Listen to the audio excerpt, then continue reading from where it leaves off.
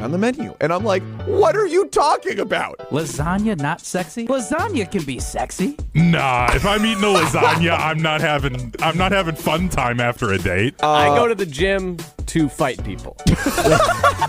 That's awesome. On 100.5 ESPN and the ESPN Madison YouTube channel. With Pablo Iglesias, here's Alex Gravatt. Well, no Pablo Iglesias today. But it is the Saturday Scramble. I'm Alex Gravatt alongside the incomparable downtown Molly Brown. Filling in for Pablo Iglesias, who's on assignment. We've got Riley Yauk behind the glass making us sound good here at the ESPN Madison Everlight Solar Studio. And Molly Brown, first time in on a Saturday in a while. How you doing? Incomparable. I'll take it. I love that. I'm doing good. I was just telling you that it's so weird being here on a Saturday. Like, there's nobody here in the office. It's different vibes when you're driving in because it's not like the morning rush hour. I kind of love it. I'm thinking about going to the farmer's market after this. It's good. It's good. I'm happy to be here. Well, we're happy to have you. We've got a full show today. All sorts of stuff. Jason Wilde scheduled to appear around 10:45 if we're good at clock management, which Lord knows we never are here on the Saturday Scramble. 844-770-3776 is the Carbless Talk and text line. Liz is more. That's your way into the show. But we're going to start with our guy, Riley Yauk. And Riley, you know, there's a lot of times where I think of myself as maybe the most, I was once dubbed the most interesting producer in ESPN Wisconsin. I like to think that I lead a very intriguing and interesting life as an ultimate Frisbee player at the professional level. By the way, the Madison Radicals beat the Indy Alley Cats 22-11 last night. Alley Cats. Yeah, I know. It's a weird team name. They're clap. It was not good. But you're going to be joining an intramural league that has multiple sports involved. Is that right? Yes, it is awesome. It goes for about 10 weeks. We do 5 total sports, and we switch every 2 weeks. So we start with Ultimate Frisbee. Which, how did I not get the invite? You know a professional.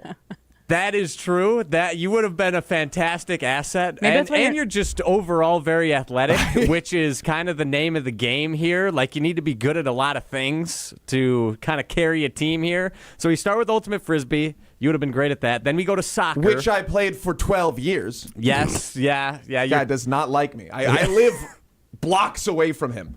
Unreal. Yeah, so then we go to soccer. Then we have kickball. Do you have a kickball resume?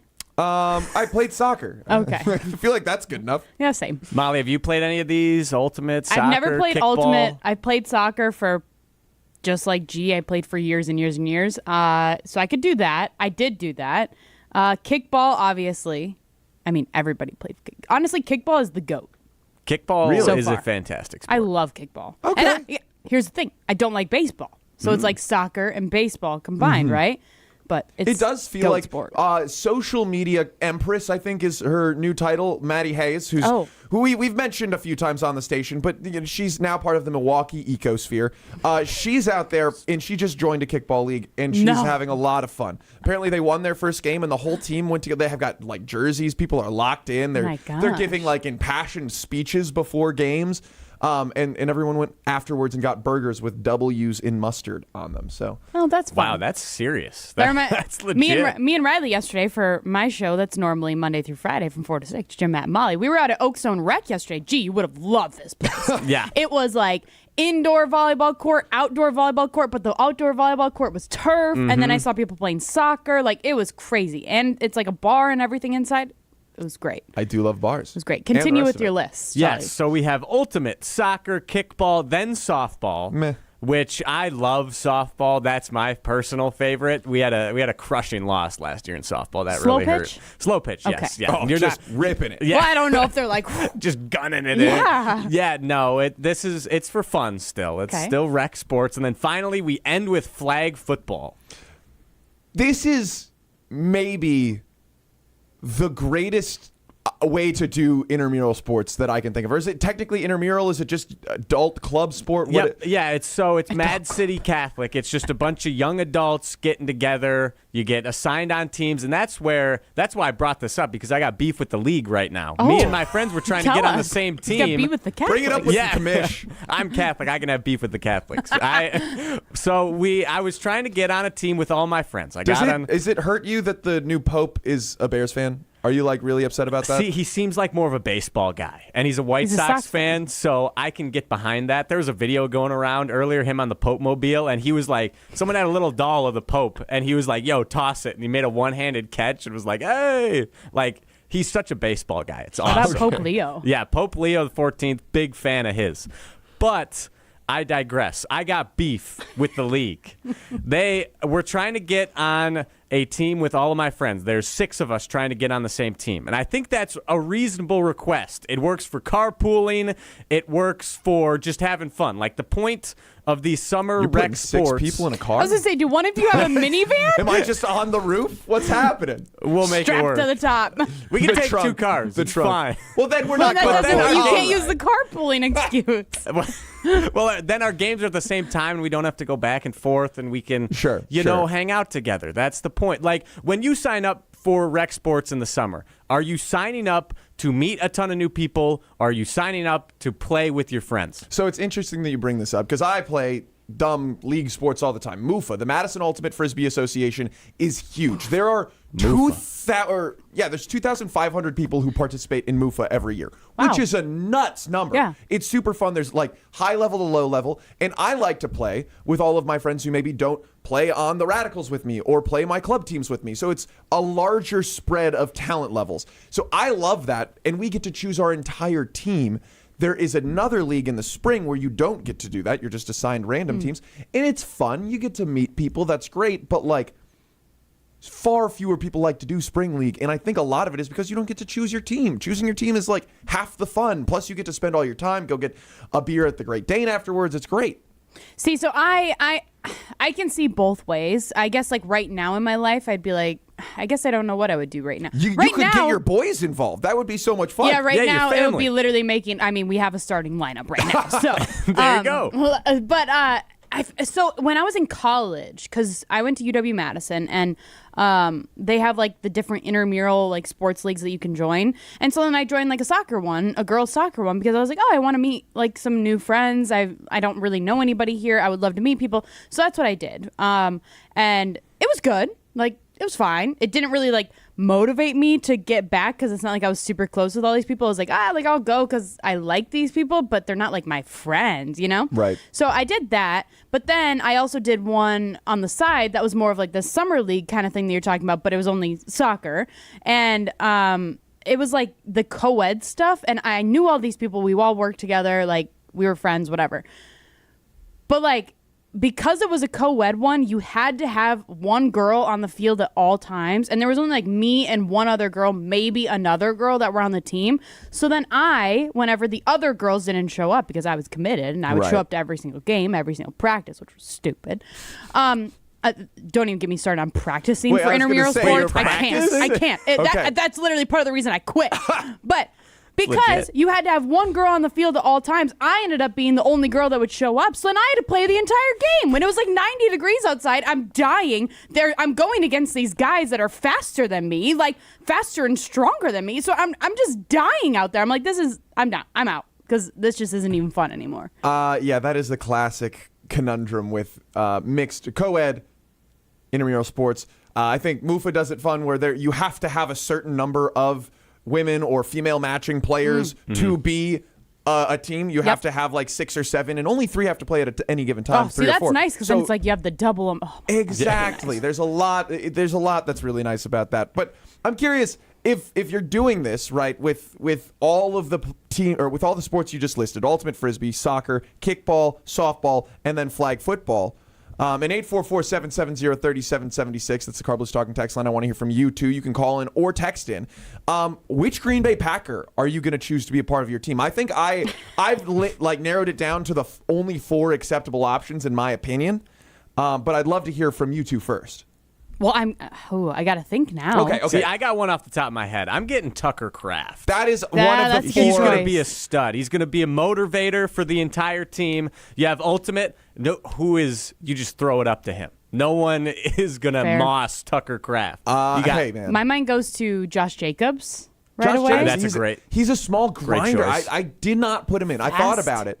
but he's not the explosive athlete. He's not that home run hitter. Who wants to get in front of Josh Jacobs? You're playing soccer. Exactly. Are you stopping him on the way to the goal? You just have to get the ball. Like, if he runs you over, so what? Just slide tackle if he him. runs you over, he's only 230 pounds Yeah, or whatever it's gonna he hurt. is. But like, if you watch soccer, you're not gonna like.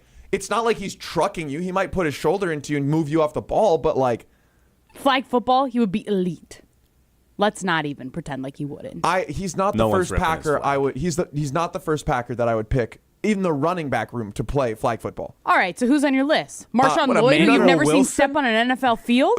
But no, Emmanuel Wilson's a scat back. You want someone who's gonna like be shifty and quick, elusive in space, and that's not Josh Jacobs' strong suit. His Fair. strong suit is just destroying you for 4 straight quarters, which makes him a fantastic real football player, and he's maybe the best player on the Packers. But he's not the best for this exact situation.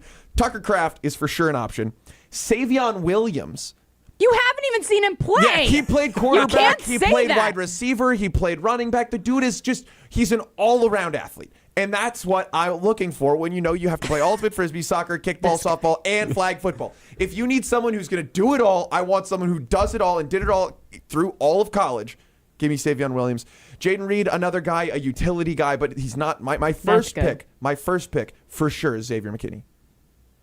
Yeah, that's a good pick. That's a good pick, I will say. So, G, you are the most experienced in ultimate frisbee. What are the characteristics that a player needs to be elite at ultimate frisbee? It helps a lot to be tall, and then having the snap, the flick of the wrist to throw it far. Okay. That, like, at the end of the day, the team that won the national championship last year had the best throwers. It was windy, and we're playing a sport that is entirely dedicated or predicated on who can throw better in the wind. When it's windy, you need to have somebody who can do that. And that's where Jordan Love honestly might be the right pick, just because he can snap the wrist. He knows how to throw a ball. Although there's been not a much, baseball. yeah, I was gonna say there's been much debate about his baseball prowess. Riley, you are our baseball guy. Yes. Rate that first pitch. The first pitch, I'd give it a 5.3. Out of 10? Out of 10. He got it to the plate. He didn't skip it. He clearly wasn't trying to, like, gun it in there. But even on a lob, you want it to be a lot better than that. You had Ben Johnson getting on the mound, throwing a slider for a strike from the rubber. Like, come on. If a coach is doing that, you're the starting quarterback. You got to at least get close to that. He's just a chill dude. I think that's the other thing. I think that he fits the ethos of a frisbee player just in like vibe alone. Like he's the kind of guy who would just be like, "Oh yeah, man, I did something cool," and everyone would be like, "Yeah, you did," and he'd be like, "Yeah." And that's ultimate frisbee in a nutshell. There you go. So I'm thinking about softball. Like you said, it's slow pitch. I'm thinking, do any of the offensive linemen make sense? Because I Just can just rip imagine, it. yeah, just hitting dingers, right? Just raw power. Yeah, I can totally imagine it. I don't know, Elton Jenkins. Elton Jenkins, or going on the defensive line, Lucas Van Ness. He's not. Yeah. He has not earned himself a major contract for the Green Bay Packers yet, but he's got those long arms. They called him Hercules. I could really see him just hammering one out of the park. Would Rashawn Gary be any good at any of these? I mean, I know that he's not very good at his position on the Green Bay Packers, but would he be good at any of these sports? I don't. There's something about the way that he rushes the passer that leads me to believe he is the worst soccer player on that team. You think so? I fully believe that he would and I could be wrong, but the amount of upright running that he does, where he's kind of shaking his shoulders and all that, I think that he might be the worst soccer player on the Green Bay Packers. All right, we're off to a great start time-wise, but we got to get to break here. Coming up next, we're going to talk about how much power Matt LaFleur has and are the Green Bay Packers siloed. This is the Saturday Scramble on 100.5 ESPN. Stay tuned. Saturday Scramble continues after this on 100.5 ESPN and the ESPN Madison YouTube channel. Get ready for the ultimate Saturday night at Hard Rock Casino Rockford. Join us for the all-new Queen of Hearts drawing at 4, 6, 8, and 10 p.m. This is your chance for royal glory. When your name is drawn, choose the right card and you could win a life-changing jackpot, up to $150,000. The longer the Queen stays hidden, the bigger the jackpot grows. Let's Hard Rock with the Queen of Hearts only at Hard Rock Casino Rockford. If you or someone you know has a gambling problem, call 1-800-GAMBLER or text ILGAMB to 833-234. You remember the moments from that magical March. Outside Decker, it's a three. Got it! On June 26th, celebrate the squad with Made 'em Believe, a special night with Bo Ryan, Frank Kaminsky, and Sam Decker. Here's Kaminsky, the drop stab, that's his favorite. And the two. Presented by Bud Light, Michelob Ultra, Potosi Varsity Ale, and Potosi Hard Seltzer. Tickets are on sale now at uwhoops2015.com. Made 'em Believe, June 26th at the Orpheum Theater in Madison. Bo here from Ridgetop Exteriors. Southern Wisconsin got hit hard with hail recently. If your home took a beating, now's the time to take action. We've been delivering top quality roofing, siding, and window services locally for over 23 years. With free damage assessments and insurance experts on staff, we've been your licensed, local, and trusted contractor since day one. Don't wait until small damage becomes a big problem. Turn to Ridgetop Exteriors today. RidgetopExteriors.com. That's RidgetopExteriors.com. Ridgetop Exteriors. Want to move better, play faster, and compete at a higher level? Train where Wisconsin's top athletes go. Total Athlete Performance. From middle school phenoms to the pros, TAP is Madison's #1 destination for speed, power, and athleticism. Their proven systems, expert coaches, and cutting-edge equipment help you dominate your sport. Can't make it in? Train anywhere with the TAP mobile app. Spots are filling fast, so don't wait. Visit tapwisconsin.com to schedule your free athletic assessment today. If you have unfiled taxes or are in debt to the IRS, this is important news. Did you know the IRS has programs specifically designed to help people struggling with tax debt? Powerful tax assistance programs that can save you thousands if you qualify. No one knows these programs better than the experts at Optima Tax Relief, America's most trusted tax resolution firm, A-rated by the Better Business Bureau. Their award-winning team of tax attorneys and licensed professionals have resolved over $1 billion of tax debt for their clients. One call to Optima can start the process, helping to end your worries about wage garnishment, asset seizure, and other IRS actions. Make sure you're getting the best options to solve your tax problems. Call the experts at Optima today for a free confidential consultation. Call 800-517-9383. That's 800-517-9383. 800-517-9383. Optima Tax Relief. Some restrictions apply. For complete details, please visit OptimaTaxRelief.com. All across Wisconsin, destination marketing organizations are working to ensure that tourism in our state and your local community is stronger than ever. Their work to drive visitation and enhance the visitor experience not only encourages travelers to discover our great state, it bolsters the economy, supports jobs, and it improves the quality of life for all Wisconsin residents. To learn more about what these great organizations are doing, visit destinationswisconsin.com. Sponsored by Destinations Wisconsin. You remember the moments from that magical March. Outside Decker, it's a three. Got it! Dagger! On June 26th at the Orpheum Theater, relive the excitement with the squad that made 'em believe. A special night with Bo Ryan, Frank Kaminsky, and Sam Decker. Here's Kaminsky, the drop stab, that's his favorite. And the two. Made 'em Believe. Supported by Canopy Wealth Management, Celebrations Entertainment, and Feli's Flowers. Get your tickets today at uwhoops2015.com. You're listening to Saturday Scramble on 100.5 ESPN and the ESPN Madison YouTube channel.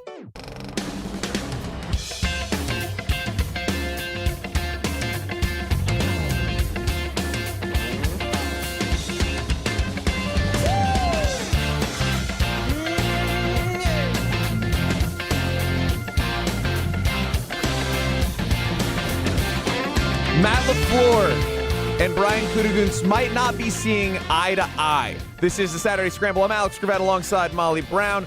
844-770-3776 is your way into the show. The Carbless Talking text line. Liz is more.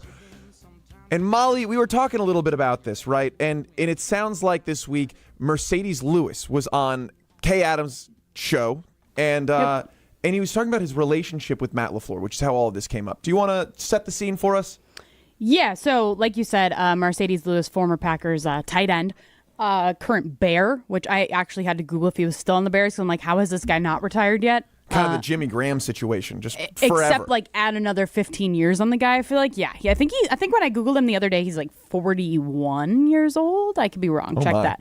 But definitely older. But he was with the Green Bay Packers for quite a few years. And he essentially went on the Kay Adams show where he kind of just said like, And Riley, I don't know if you have the audio of it, but he basically said he feels like his time in Green Bay ended sooner than he would have wanted, and that he continues to text Matt LaFleur. And maybe I'm making this up.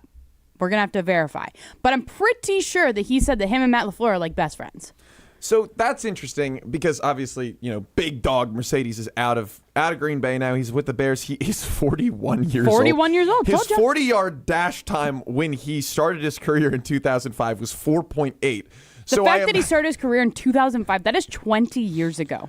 So it's like he and Aaron Rodgers are the oldest players in the NFL. Joe Flacco's the only other person who's in that age range, which is absolutely insane. How old is I'm Googling Joe Flacco now. He's 40. Okay, wow. A tight end older than everyone other than Aaron Rodgers. That blows my mind because that's one of the things about tight ends, though, and we see that with Travis Kelce, right? You don't have to necessarily be the youngest, most dynamic athlete. You just have to know what you're doing and outthink the defense. And that's one of those things that I think Big Dog Mercedes is totally good at. But it kind of raises that question, getting back to the fact that Mercedes and Matt LaFleur are best friends. And the same is true for not Josh Jacobs, but Aaron Jones. When Aaron Jones left, Matt LaFleur said that he cried. He was so sad to see his guy go. He loves the guy. He's a locker room leader.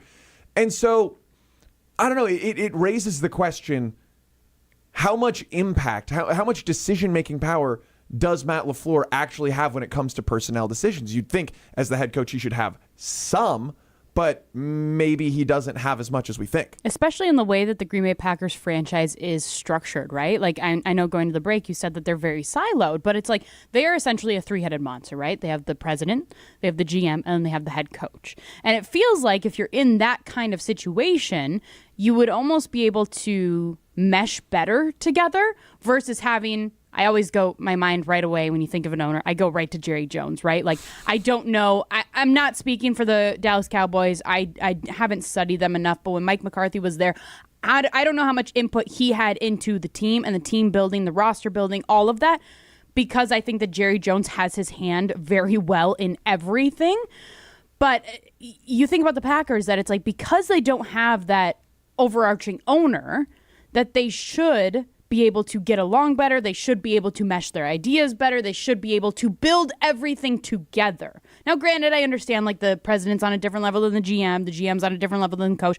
I understand all that, but like you should be taking into account your coaches, your head coach's style of play, his coaching ability, what he wants, what he needs in a roster. You should be putting all those things in when you're making decisions, and I don't know if Brian Gutekunst has done that in past years. Well, during show prep, you mentioned something that I really liked, which was, and I think we worked together to kind of flesh out this analogy, simile, I forget which one is which, but it's like you have somebody else who's out there picking up all the ingredients to make food, and then Matt LaFleur is the head chef, and you're like, okay, Matt, here's what you have to work with today. Whereas there's a local restaurant here in town, which is fantastic. They do all of their food sourcing locally. It's the head chef who's sourcing the food. He's making sure that everything is seasoned. It's in season. It's seasonality, and it's a rotating menu all the time based on what is the freshest, nicest looking food. And it's not about the best price or the best deal. Now that means that he has his hands on from top to bottom, every step, and he's creating the menu that he wants. What it feels like is Matt LaFleur is, maybe able to say like, oh, well, I need bell peppers this week. But like outside of that, everything else is kind of just being picked up for him. Mm-hmm. So I don't know. You and I like to chef it up a little bit, at least sometimes. My girlfriend Elfie's sitting out there in the just regular studio area. And the bullpen, yes. And she's been cooking for me a lot lately. So she might disagree that I like to chef it up. But, there's that level of piecing together what you want on the field out of what you have versus putting together the most dynamic thing to make what's on the field. And obviously, you can't have it be all coming from the head coach. And there needs to be checks and balances throughout the organization.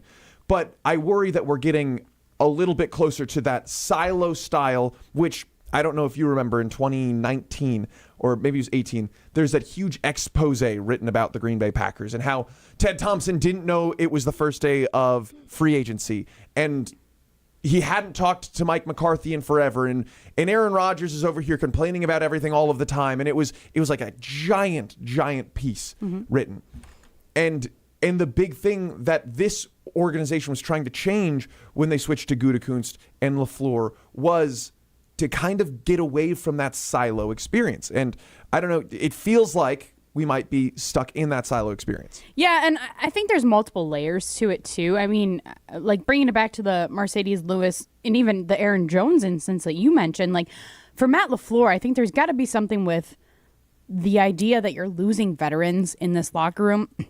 And I know that we're talking to Jason Wilde here in a couple minutes, but like that's always been the thing that he's talked about is that there's no really, and I mean, there's all these, again, multiple layers, so I'm kind of jumping here, but there's also these different audio clips about Jordan Love being a leader this week. There's all of the different voices that are talking about his leadership style and how he's growing as a leader and all that. And like that's all well and dandy that he's growing, but at the same time, you don't have that older veteran. Like Mercedes Lewis, I don't think he's going to really contribute jack squat on the field for you. He might block two a couple targets times last year, I think. Right. He might block a couple times. He might be a little decoy here and there, but like the biggest thing that he's going to bring to this locker room, to this team, is that veteran leadership.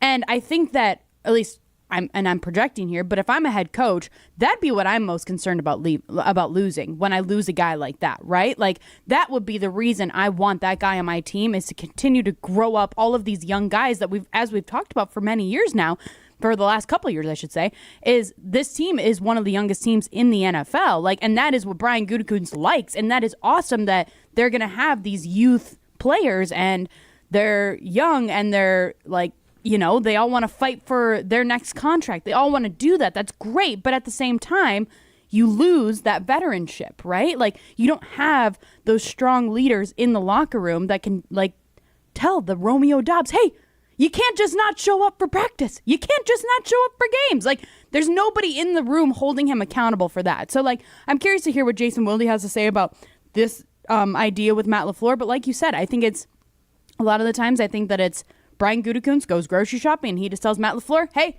you got these ingredients to work with today? Make something out of it. Make a great meal where, like you were saying, it'd be nice if Matt LaFleur could go grocery shopping with Brian Gutekunst and then they could make a meal together. And I went back and, like, obviously Matt LaFleur's in the draft room. He's being a part of the organization through and through this decision-making process, but I don't know at the end of the day, specifically with departures, how much impact his opinion has, because I don't know if he really...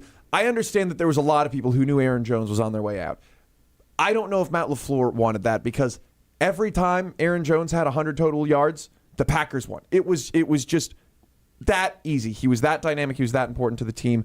And he, you know, if it's so impactful that Matt LaFleur is going to weep actual tears when he leaves, then you'd think that maybe it'd be worth keeping him around. All right, you mentioned Jason Wilde. Jason Wilde comes up next. This is the Saturday Scramble on 100.5 ESPN.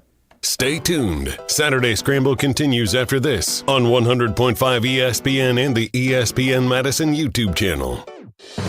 Breaking news on ESPN Madison is presented by Metro Ford and Metro Kia of Madison. Find the Metro family of auto dealers online or see them in person on the east side of Madison today. Tournament host Steve Stricker joins a star-studded group of PGA Tour champions at the American Family Insurance Championship. Catch the action June 6th through the 8th with an exciting team competition and a new tournament home at TPC, Wisconsin. This year's AmFam Champ concert features Megan Maroney with special guest Clint Black on Friday, June 6th at Breese Stevens Field. All proceeds support the Steve Stricker American Family Insurance Foundation and American Family Children's Hospital. Get your tickets today at amfamchampionship.com. What's up, Wisconsin fans? Enjoying the game should always be easy, so don't overthink it. What to wear? Done. Just toss on your lucky jersey. Don't know what to serve your friends? Easy. Pick up some pizza from your go-to place and grab Bud Light to stock your fridge. See? It's that easy. Just like Bud Light, which is always brewed with 4 simple ingredients for a clean, crisp taste. Bud Light, easy to drink, easy to enjoy. Enjoy responsibly, 21 plus. Anheuser-Busch, Bud Light Beer, St. Louis, Missouri. Sharon needed legal help. She needed Gruber Law Offices. When I think about Gruber Law Office, I think about how they took care of me, how they make sure that you get what you're supposed to get. Gruber Law Office. One call, that's all. I will always trust one call, that's all. Injured? Call Gruber Law Offices today. One call, that's all. They are the best. I'm very happy. The greatest show on dirt is charging through Wisconsin. Saturday, June 7th, the World of Outlaws NOS Energy Drink Sprint Cars invade Beaver Dam Raceway's grand finale for the Jim J.B. Boyd Memorial, presented by O'Reilly Auto Parts. Then it's a Sunday special on June 8th when the Outlaws race to Angel Park for the first time since 2016. Gates open at 4 p.m. Tickets at slspromotions.com. Be there. Talk Badger sports year-round with the Jump Around podcast. Wisconsin fans have seen it. That style of offense, I know sometimes people describe it as boring, but when that style of offense clicks, it's one of the more beautiful things to watch as a fan because you can just physically dominate an opponent. Wisconsin's done that at times over the years, and there's really nothing that the defenses can do about it. The Jump Around, brought to you by Steinhoffels. Streaming live every Thursday on the ESPN Madison YouTube channel and available wherever you get your podcasts. Quarterback Jordan Love isn't just on the Packers. He's also on the American Family Insurance Team. Because like us, he believes in dreaming fearlessly. Just chase your dreams and don't let nobody hold you back. And we help protect those dreams with the right coverage so you can dream fearlessly. American Family Insurance. Get a quote and find an agent at amfam.com. Products not available in every state. American Family Mutual Insurance Company, SI, and its operating company, 6000 American Parkway, Madison, Wisconsin. Hey, want to make your next meal a little less, ordinary? Well, head to Quick Trip. Hey, we are so back serving up our legendary No Ordinary Chicken. Yeah, your dinner is hand-breaded, fried to perfection, ready to eat for tonight's dinner. Or you can buy it cold, sealed fresh for tomorrow's lunch. You know, we love to make life easier for you. This isn't just any chicken. It's Quick Trip's No Ordinary Chicken. Stop in your local Quick Trip today and taste the difference. When you've been injured, you need a winning team on your side. Gruber Law Offices will fight for the results you deserve. Call Gruber Law Offices today, a proud partner of your Milwaukee Brewers. One call, that's all. When it comes to security for your home and family, you want a winner, and we found one when we placed our trust with J&K Security Solutions. This is Greg Gard. Kim and Jeff hit the game-winning shot for us with the Control 4 home technology system. Home or away, from our smartphones, we can open the garage door, dim the lights, turn on the TV, as well as arm the security system. That's convenience as well as peace of mind. Let J&K Security Solutions do for your home or business like they've done for us. Call 255-5799 or online at jksecurity.com. This update sponsored by UW Credit Union. For every stage of life, UW Credit Union is here for every you. Add a Jackson Churio jersey to your collection on June 7th when the Brewers give away 25,000 Churio replica jerseys at the game against the Padres, courtesy of Chevrolet. Don't miss this one. Get tickets now at brewers.com/giveaways. Join UW Credit Union at uwcu.org, insured by NCUA. Hey, want to make your next meal a little less, ordinary? Well, head to Quick Trip. Hey, we are so back serving up our legendary No Ordinary Chicken. Yeah, your dinner is hand-breaded, fried to perfection, ready to eat for tonight's dinner. Or you can buy it cold, sealed fresh for tomorrow's lunch. You know, we love to make life easier for you. This isn't just any chicken. It's Quick Trip's No Ordinary Chicken. Stop in your local Quick Trip today and taste the difference. You're listening to Saturday Scramble on 100.5 ESPN and the ESPN Madison YouTube channel. He knows it all about the green and gold. Well, first of all, knows it all is definitely not accurate. Well, he still knows a lot more than we do. And I'm fine with that. I don't really like to be the center of attention like Riley does. It's Jason Wilde on Saturday Scramble. I need some good news. Sydney sipping on cold truth. Nobody knows. Well, that's new. Fantastic new open for our fantastic guest. Jason, how we doing? I'm doing great now. Riley, what nice work you do. Thanks. Thank you, Jason. I appreciate it.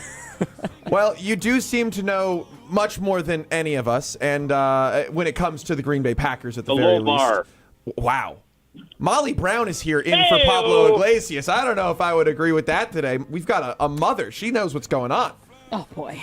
Well, Jason, I didn't know Molly was going to be in. Otherwise, I would have never said that. I was going to say, complete stray bullets fired.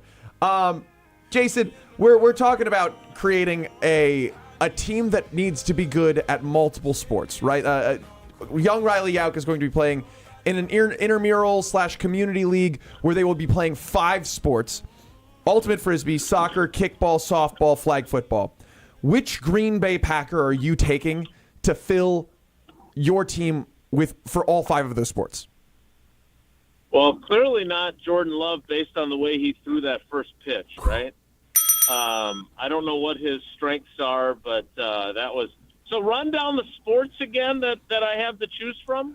My favorite, ultimate frisbee. Now, you don't choose from. They have to play in all 5 of these sports. So ultimate frisbee, soccer, kickball, softball, and flag football, which I think all of them would be pretty good at.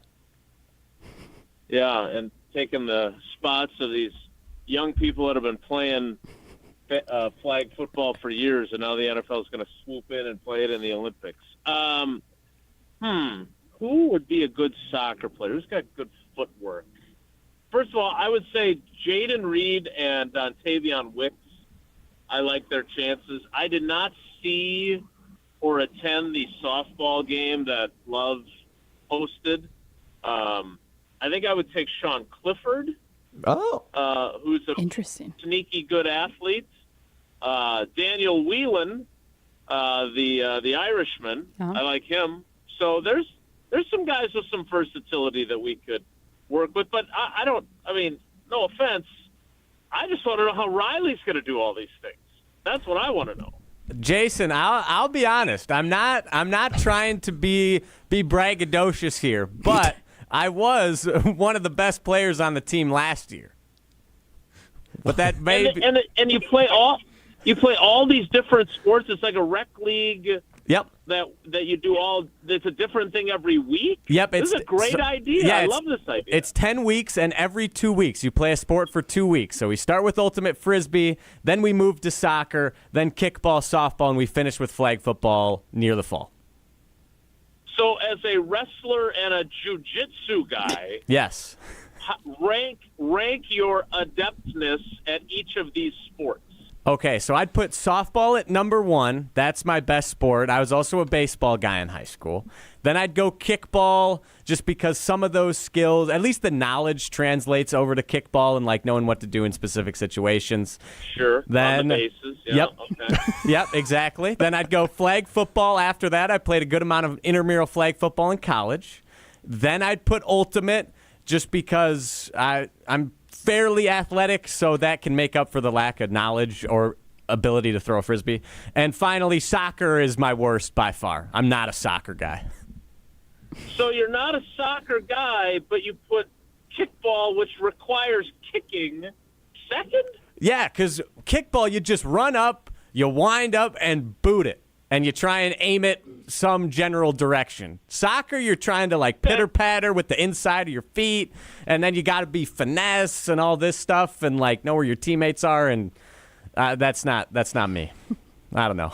Well, I would certainly hope that we will have social media coverage and have video of each of your 5 exploits over this 10-week period and share them on our social channels, because I gotta see this to believe it. We may have to, and then we can compare it with Stroph's athletic escapades. It's a great idea. It's a great idea. Oh man.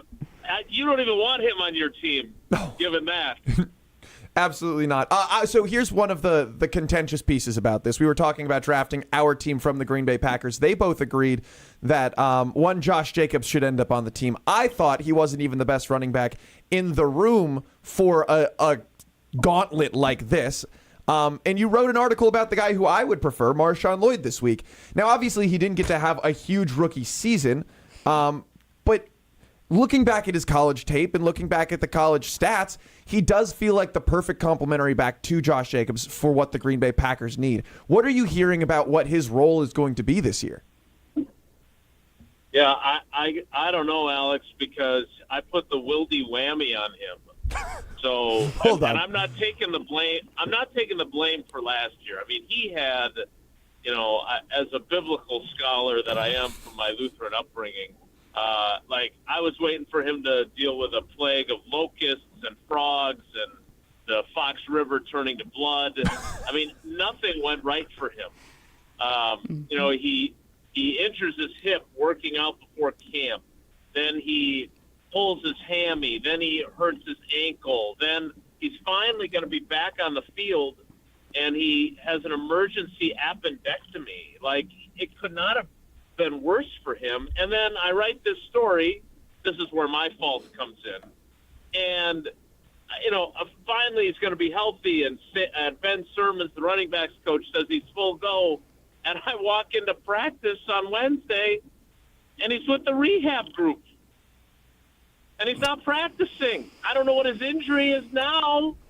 So I don't know if Riley's going to want him on his team, because he's not going to know if he's going to be available or not. So look, he's a good kid. I really like the fact that Josh Jacobs made him, I used it in my story, made him ride to practice with him every single day, not because he needed a chauffeur, but because Jacobs wanted to be able to talk with him on the way down and on the way back and talk about what was going to happen in practice and keep him engaged. And I thought that was really cool of Josh Jacobs. And so hopefully whatever is affecting Marshawn Lloyd currently, he will get over that and he'll be ready for training camp. Maybe he'll even be out there next week for the next OTA practice we're able to watch. But I walked in and saw him with all the injured guys. I was like, oh, this poor kid.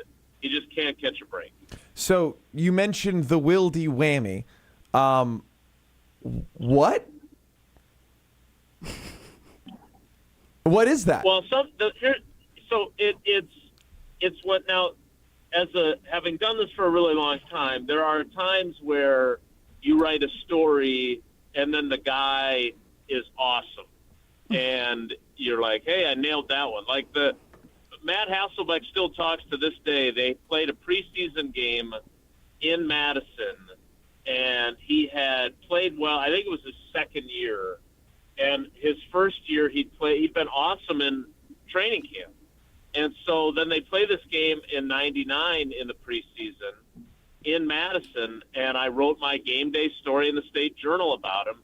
And I dubbed him Mr. August because he'd been so great. And, I talked to his dad, who unfortunately passed away a few weeks ago, but he had played in the NFL.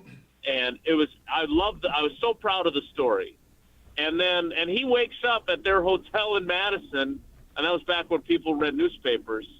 And he picks up the paper in the gift shop, and he opens up the sports, and it's this huge centerpiece article about him with the headline, Mr. August. And then they go out, they're playing the Broncos. And they go out, and Favre hits his thumb on John Mobley's helmet and leaves the preseason game like on the first series. And Hasselbeck has to play the rest of the game. And he tells the story that he gets in the huddle, and he's thinking about, oh, my God, there's this huge story in the local paper about how great I am and how I'm Mr. August. And now I'm going to have to play and live up to that. And he was phenomenal that day. Like, he threw I got to go back and look at the stats now because I'm curious. But he threw like 3 touchdown passes. Like, he locked up the backup job. It was really the start of him kind of taking off to eventually become a 3-time Pro Bowler in Seattle, take them to a Super Bowl. And so that is at one end of the spectrum. Here's a guy who I wrote about. I did not put the whammy on him. Instead, he was awesome. Now, there's other stories that I've written. They had a running back in like 97, 98. His name was Randy Kinder. And he played at Notre Dame. He'd been really productive as a running back. And they moved him to corner. And I wrote this glowing story about how they really thought his skill set was going to fit, and it was really going to be a good position switch for him. And 2 days later, they cut him. So that's the spectrum that you deal with. You can't predict the future. You try to tell good stories, and sometimes they work out and sometimes they don't. That's basically what Matt Hamilton on our show, Jim, Matt, and Molly, does, where he claims a guy as his guy, and then that guy ends up stinking. So, yeah, I understand. But Jason, I don't know if you've heard any of Mercedes Lewis's appearance on Kay Adams' show just the other day, but he I had some questions just stemming from it and what you think, because he basically said that he feels like his time in Green Bay ended earlier than he would have liked. And he continued to say that he still talks to Matt LaFleur to this day and that they're good friends and all that good stuff. But I'm curious do you think that Matt LaFleur has a lot of involvement in decision making when it comes to his roster, or what is his role when it comes to that kind of stuff? Yeah, that's a good question, and I would agree with Mercedes. It ended too early for me too. I really enjoyed covering him.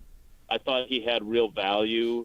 I thought, the fact that they moved on from him with so many young tight ends, because his last year with the Packers was 22, I think, which was also Rodgers' last year.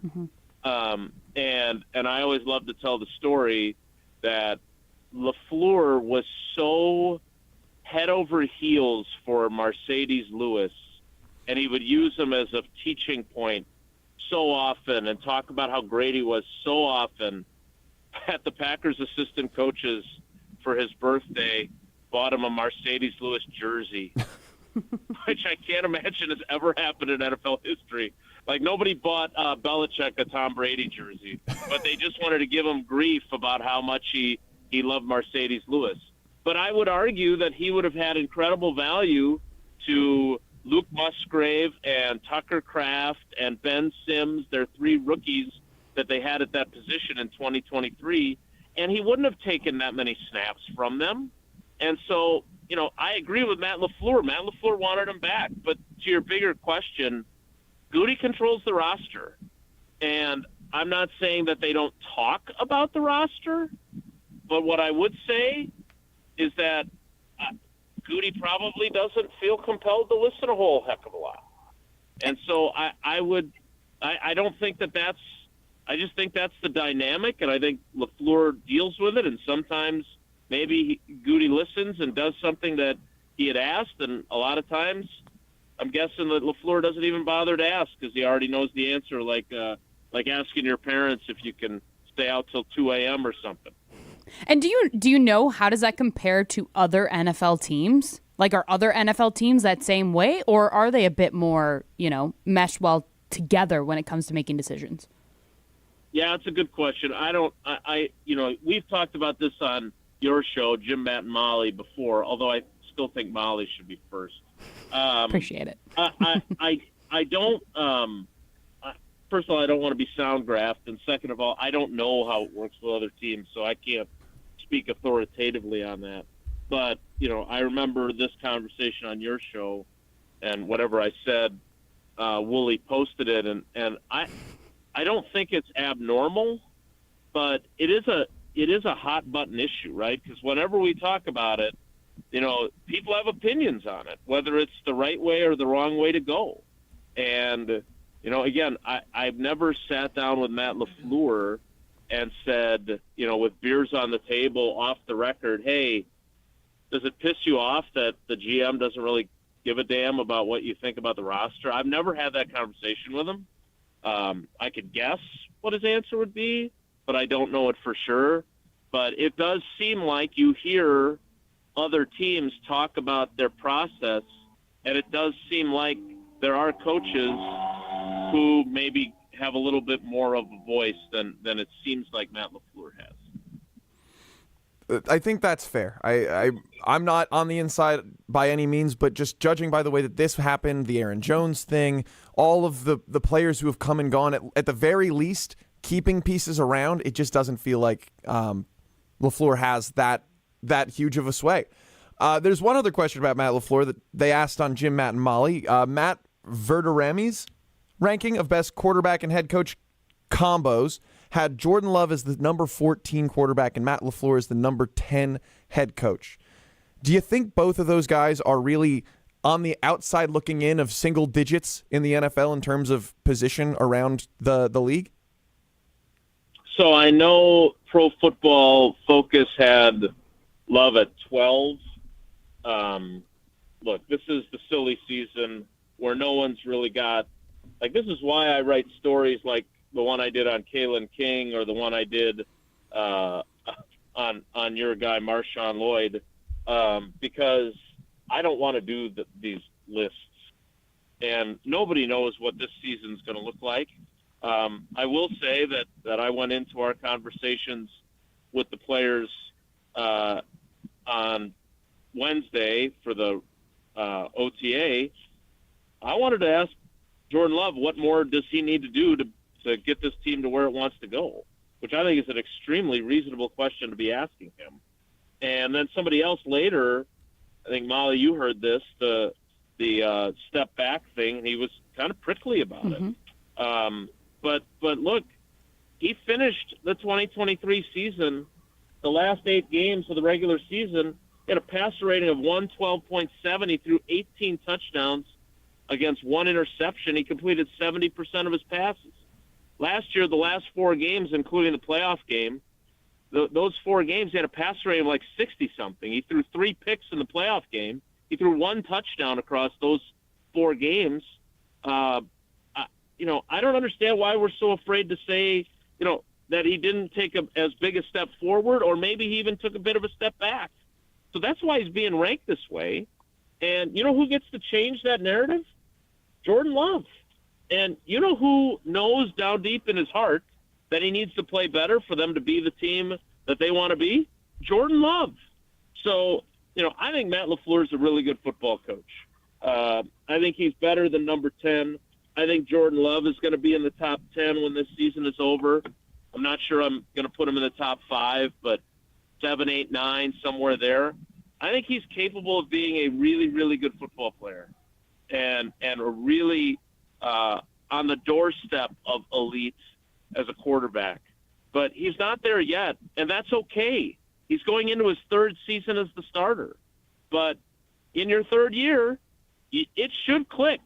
And it certainly clicked for Aaron Rodgers, who had some ups and downs, had the concussion in 2010, but went and won a Super Bowl and played some of the best football I've ever seen anyone play during that playoff run. So they need Jordan Love to be better than he was last year. And if you want to say he took a step back, you want to say he's 14th or 12th in the league, it doesn't matter. What matters is, what is he going to do this season, and is he going to play at a higher level than people are viewing him at now? I would predict that he will. I love to hear that, Jason.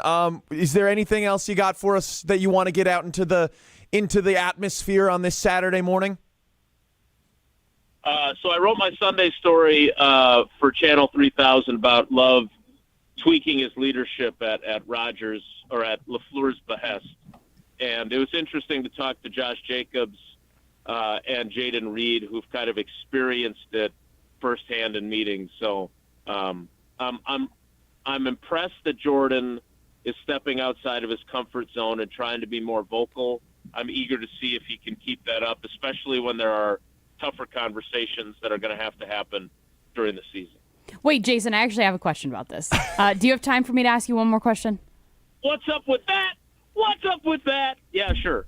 Okay, so you were the one that asked Jordan Love. I guess I don't know the entire question. You can probably fill us in, but I believe that you started the question of in Aaron Rodgers' 3rd season as the starting quarterback, and then Jordan Love starts his answer by saying, "I don't want to compare myself to anyone," and then he proceeds to compare himself to Aaron Rodgers. What did you make of that?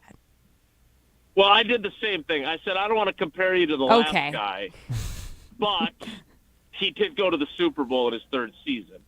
And I said, it's not about going to the Super Bowl, right? And he actually embraced the question, right? I mean, he said, that's the goal. That's what our expectation is. It was great. But my point was more, you have to be the guy. And it was interesting because then talking to Josh Jacobs subsequently, because I left after that, after he answered that question. That was when somebody else asked the step back question that kind of ticked him off. But I went over to Jacobs then, and we were talking about a bunch of stuff, but one of the things was the leadership thing. And he said, I just had a conversation with Jordan about how he's got to be the guy. And I was like, wow, were you eavesdropping on my question? Or, and it obviously means a hell of a lot more coming from Josh Jacobs than it does from Jason Wilde. But Josh Jacobs is right, man. He was right about them needing a number one wide receiver, too, because Goody went out and drafted one. So Goody may not listen to Matt LaFleur, but he apparently listens to Josh Jacobs. Josh Jacobs, the powerhouse in the locker room. All right, Jason, have a great rest of your day. Thanks so much for your time.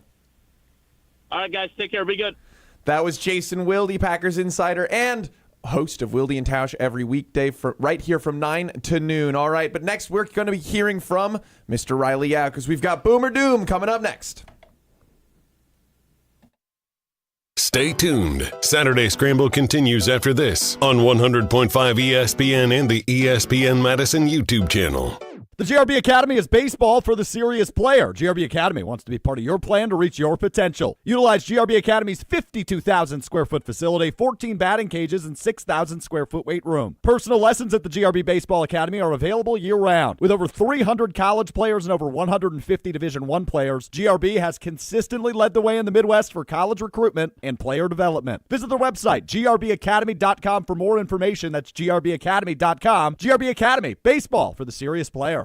Bo here from Ridgetop Exteriors. Southern Wisconsin got hit hard with hail recently. If your home took a beating, now's the time to take action. We've been delivering top quality roofing, siding, and window services locally for over 23 years. With free damage assessments and insurance experts on staff, we've been your licensed, local, and trusted contractor since day one. Don't wait until small damage becomes a big problem. Turn to Ridgetop Exteriors today. Ridgetopexteriors.com. That's ridgetopexteriors.com. Ridgetop Exteriors.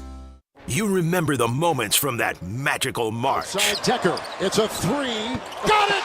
On June 26th, celebrate the squad with Made 'em Believe. A special night with Bo Ryan, Frank Kaminsky, and Sam Decker. Here's Kaminsky. The drop stab. That's his favorite. And the two. Presented by Bud Light, Michelob Ultra, Potosi Varsity Ale, and Potosi Hard Seltzer. Tickets are on sale now at uwhoops2015.com. Made 'em Believe. June 26th at the Orpheum Theater in Madison. Memorial Day savings are here at Brothers Maine. Shop unbeatable deals on top brands like GE Appliances, Cafe, Hotpoint, and Monogram. Plus, enjoy expert support and free local delivery. Visit us today and feel like family at Brothers Maine. Skilled trade workers are the backbone of every community and also the Army National Guard. Soldiers trained to keep the power flowing, engines running, and in every other trade needed to accomplish the mission. These soldiers are on the fast track to learning skills that can set them up for success at home with companies looking to hire the best. Their resumes are being built through their paid training and part-time service. Find out how you too can learn a trade profession by visiting NationalGuard.com. Sponsored by the Wisconsin Army National Guard. Aired by the Wisconsin Broadcasters Association and this station. This is our crew. The 1-2 pitch. Swing and a miss. He struck him out. Every pitch, every strike, every hit. Fly ball right field. Hit a ton. We're tied. Hear the call of every Milwaukee Brewers game this season on 100.5 ESPN. Back at the track. Get up. Get up. Get out of here. Gone. Madison's new home for Milwaukee Brewers baseball. 100.5 ESPN. The Bucky Badger Student Mascot Fund was created to support the amazing student athletes who bring the best mascot in the world to life. Hey, my name is Stacy Bruner. I was Bucky Badger from 2010 to 2014. My most memorable sports moment was running out the flag at the 2013 Rose Bowl versus Stanford. Your donation will help fund new scholarships to ensure that the rich tradition of Bucky lives on. Learn more at supportbucky.org. That's supportbucky.org. Spring is here! Time to get growing at Felly's Flowers and Greenhouse. Felly's has everything you need to bring your garden to life, including the largest selection of locally grown annuals, perennials, vegetable plants, and custom hanging baskets. Whether you're a seasoned gardener or just getting started, Felly's Greenhouse in Fitchburg has the best selection to make your garden bloom. Proudly voted Best of Madison, choose Felly's Flowers as your go-to garden destination. Visit us today and grow with Felly's. Join the Madison Money Guy, Christian Finfrock, for Retirement Income Strategies, Saturday and Sunday mornings at 7. Get the information you need as you plan for retirement. That's Retirement Income Strategies, Saturday and Sunday mornings at 7. Investment advisory services offered through Retirement Income Strategies, an SEC-registered investment advisor. You're listening to Saturday Scramble on 100.5 ESPN and the ESPN Madison YouTube channel.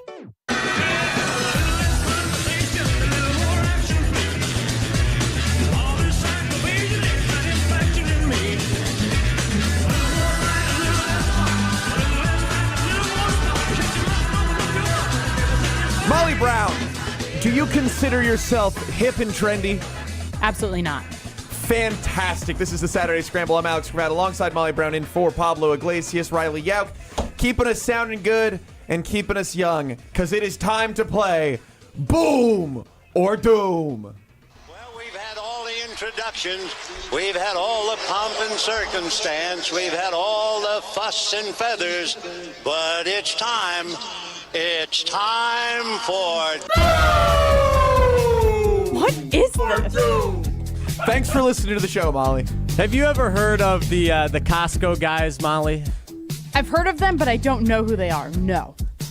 So let me explain. It's always worse when you have to explain it. Sludge of the internet. I can't. So it's a father and son that got popular on TikTok for going around Costco and basically grabbing items and giving them a boom or a doom. And then they've built like a mini empire now. They're going around the country. Have you heard of the Rizzler? No, absolutely not. He's a short, chunky kid who like hangs out with them, but he's also now like a celebrity. He was on Sesame Street the other day. What? So yes. Why were you watching Sesame Street? Because I saw a video came up on my Instagram of him with Oscar the Grouch. I was blown away. I feel like Oscar the Grouch in this situation. So we will be assigning the things that Riley has curated for us. Yes. A boom or a doom. Wait, hold on. Can you give me an example of so Costco is one of my favorite grocery stores to go to. When do they go find the pirate's booty? And they're like, boom!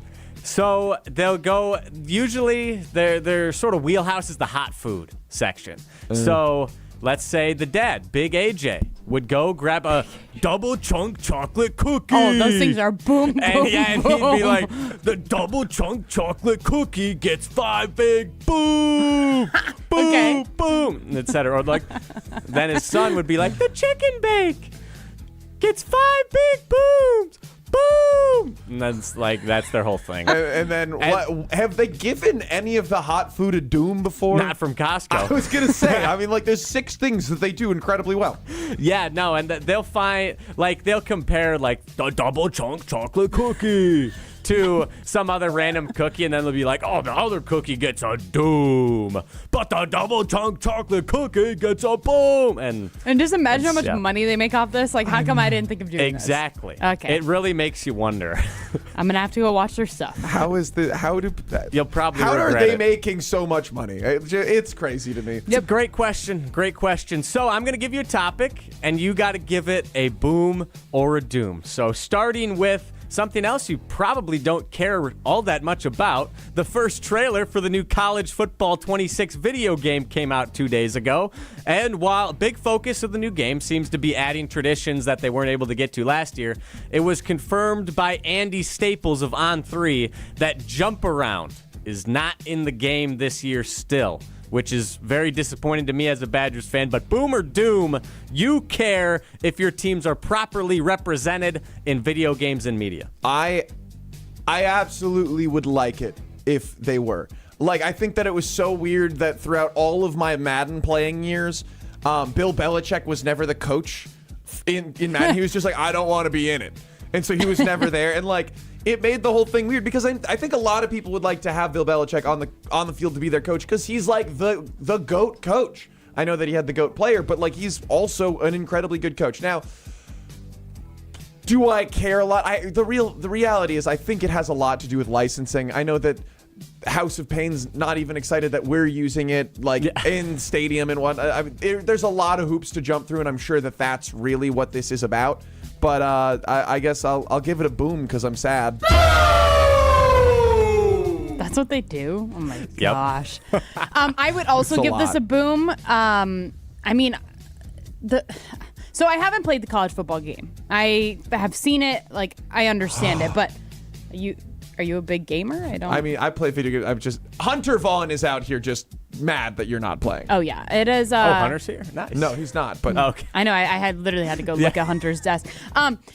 So I feel the same way. Like, I feel like if you're going to have the teams in there, like, I want it to be, realistic, authentic. So I'm curious because are these songs, like, I know Enter Sandman is in it for Virginia Tech. Yes. Okay. Yep.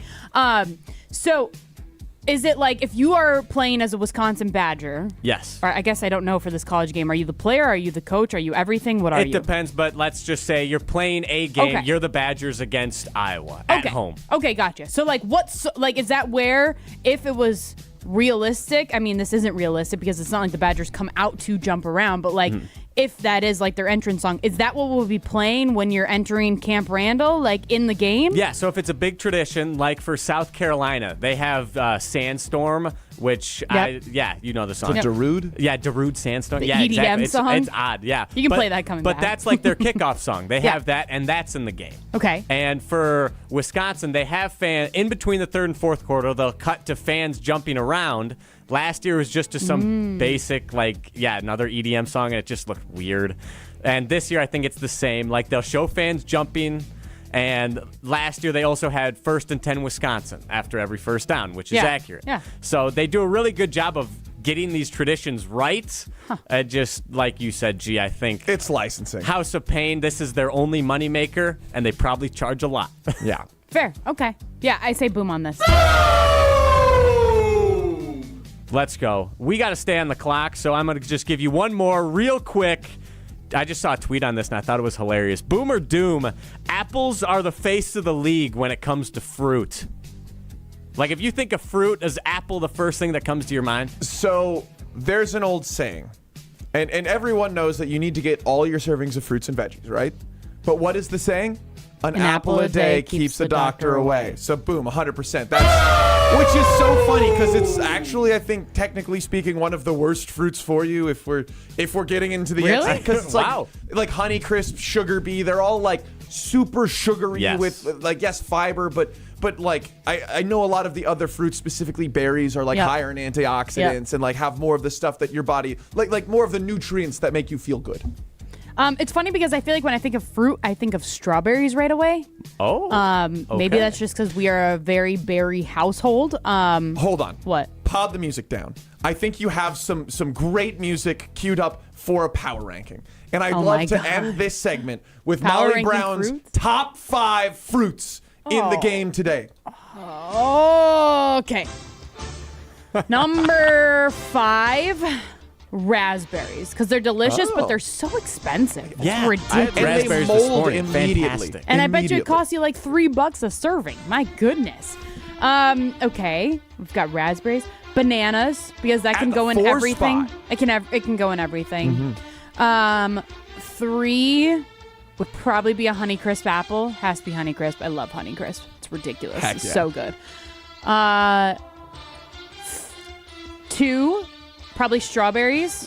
Whoa, your face of fruit is the second best. But the reason why it's the face of my fruit is because that is what our kids like. So it's like there is always strawberries. Love strawberries. Number 1, blueberries. Gotta love them. They are the best. They are the GOAT.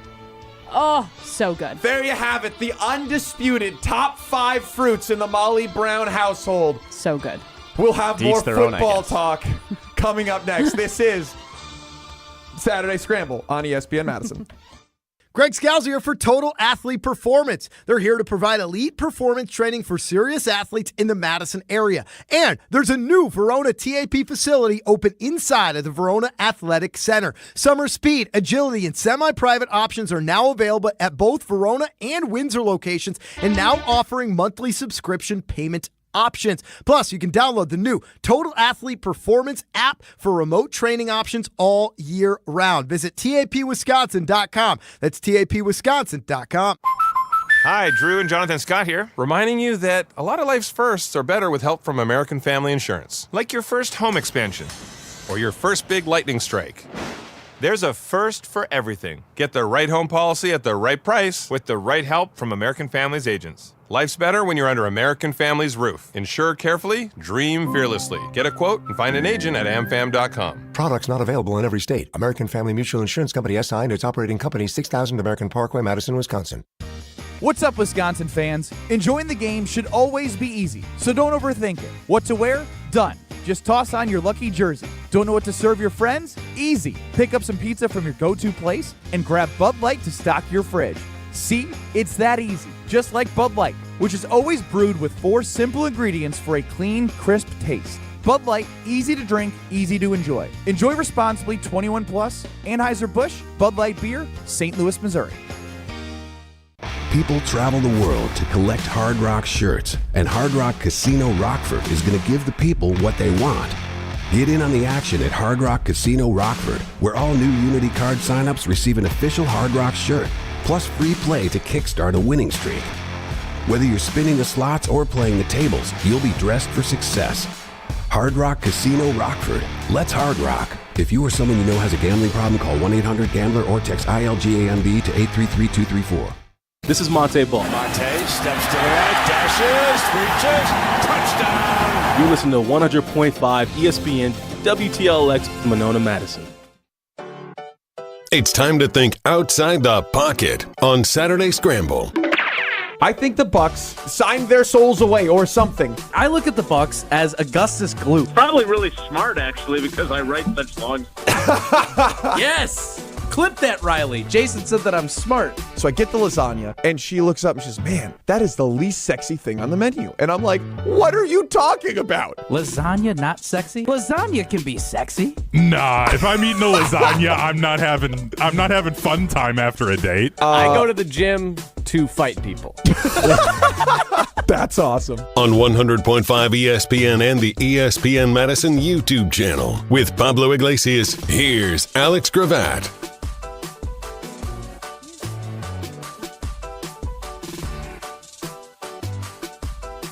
Maybe we're all wrong about lasagna.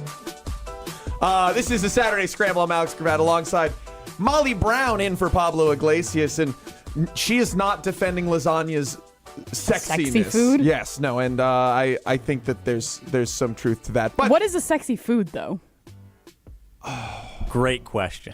I think that there is sexuality oftentimes tied to fruits. Chocolate-covered strawberries. There you go. Sure. Yeah. There's a lot of foods that are considered an aphrodisiac. Yes, but they're also disgusting foods. No, blueberries. What? Yes. That is not. Yes, it is. That the people say it is. All right, well, that is not why it is my top fruit. I will say that.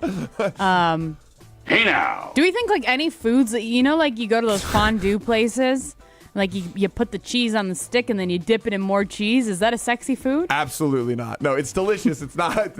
The way I feel like, maybe I'm just a little lactose intolerant, but man, the cheese way coated in much cheese doesn't sound sexy? No. All right, let's get away from cheese talking to cheese heads. As Jordan Love maybe taking a step back last year, and I think we all agree, statistically speaking, that it looks like on paper he did, but the team had more wins. They had a lot of success in big moments. There were fewer moments that left you scratching your head like there were the first year, and there were other issues like drops from wide receivers and interesting play calls when it's 3rd and 8 and you need 8 yards, and instead we're throwing 45 yards downfield because that's the only 2 routes on the field. I'm still a little salty about that call. Don't even remember the game it was in, but I thought it was a bad call.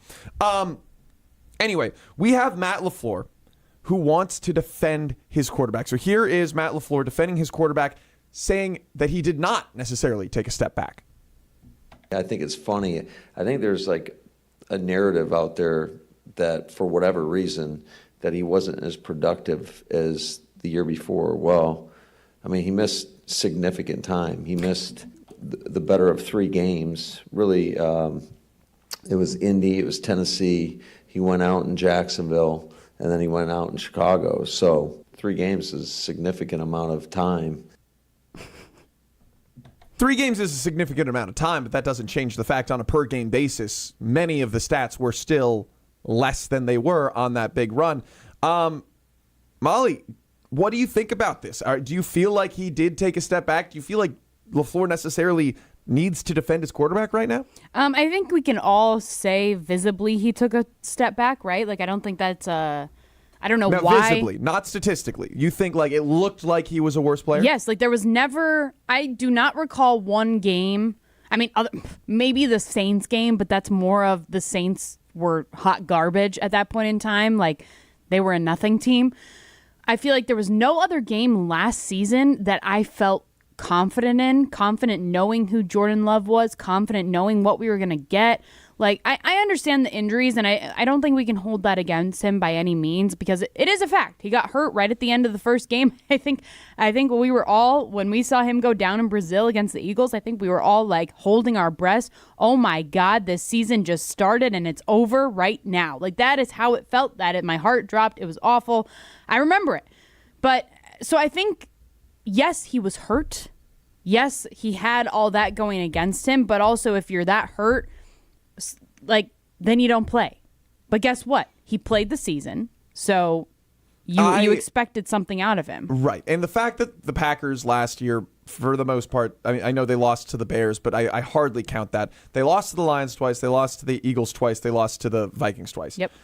That first Vikings game, when he was coming back from his injury, I wrote that off as, oh, he was injured. You know, that was he came back, he didn't trust himself, he was not loose, he was scared. He threw 4 interceptions in the first half. I don't remember. It was awful. It was brutal. And then he came back and had an immaculate second half. I mean, it was fantastic. It almost got the Packers in the shot to win the game. It was fun to watch. That was one of the moments where I felt, oh, okay. So, you know, that half was an injury half. The rest of the season, yes, you're playing banged up. So is everyone else. And exactly. If you listen to Jen, Gabe, and Chewy always talks about it. Chewy played on a torn meniscus, MCL, whatever it was. I mean, he played through injury. Everyone is. So you have to be able to. And you know who did it consistently at an elite clip? Aaron Rodgers. Aaron Rodgers had a broken knee, a fractured thumb. He was banged up. He had broken arms and collarbones and everything you could want and more.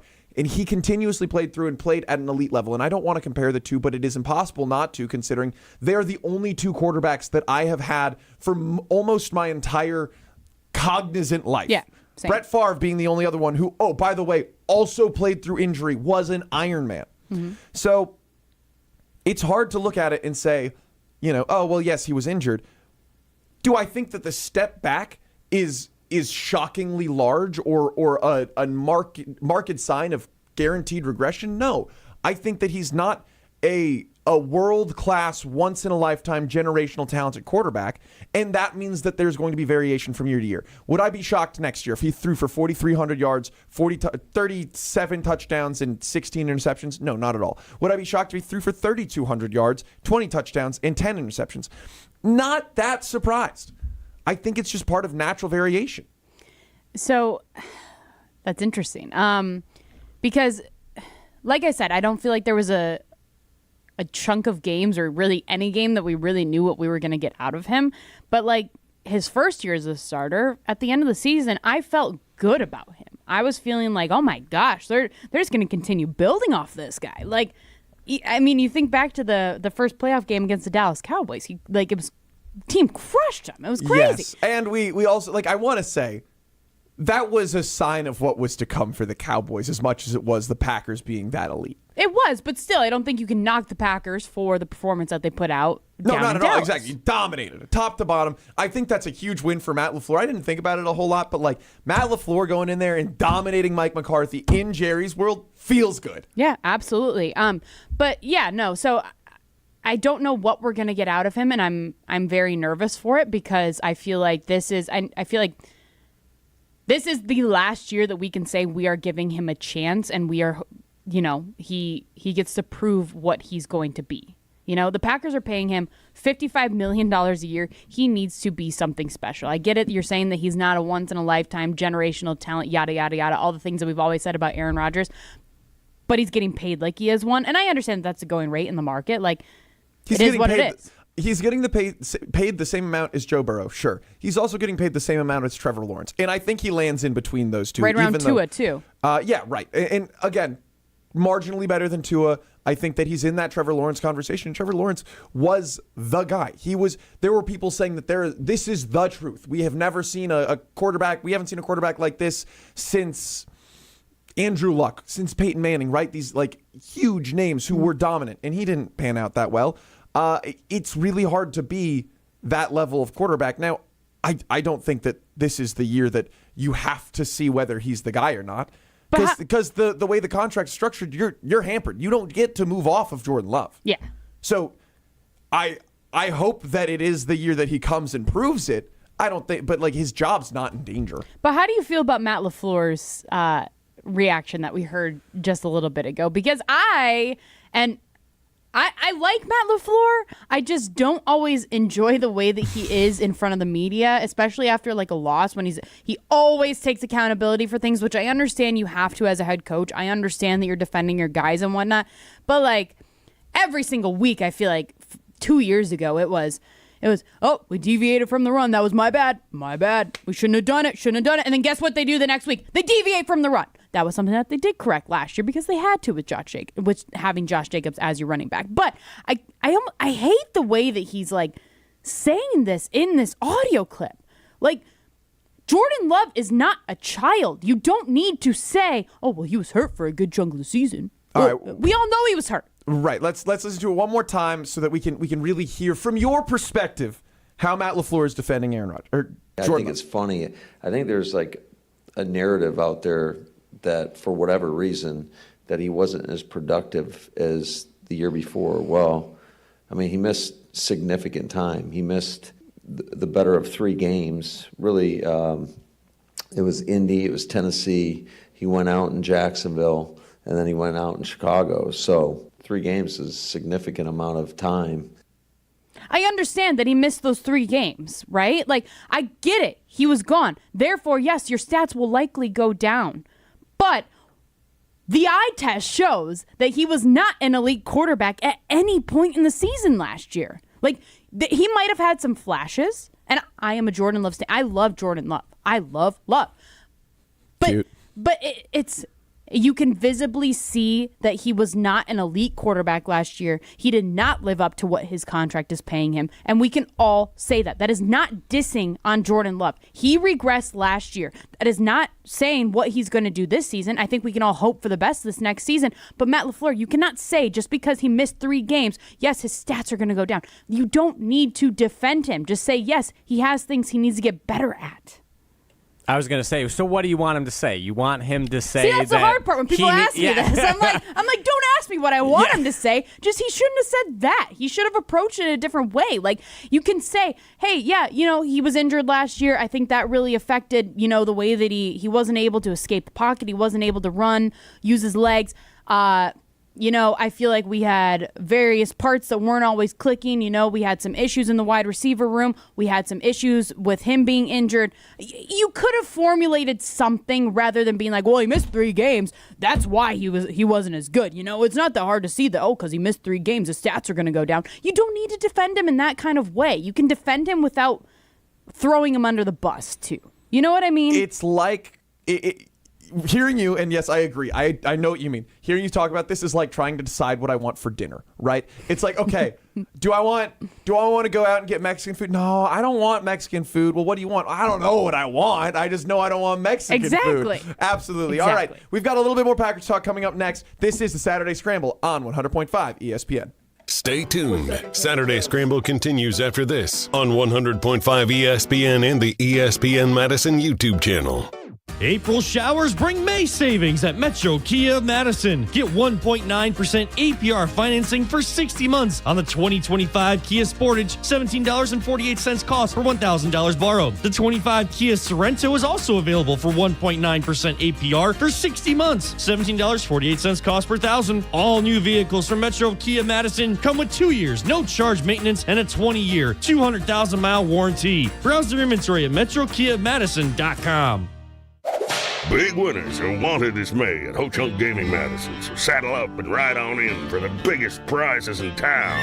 It's all fixing to start at high noon on Saturday, May 31st. 30 winners will each be selected to collect a $1,000 prize. And that same afternoon, 3 more of our most wanted will each wrangle a $10,000 cash prize. That's $60,000 paid out in one day. Get your share of the bounty this May at Ho-Chunk Gaming Madison.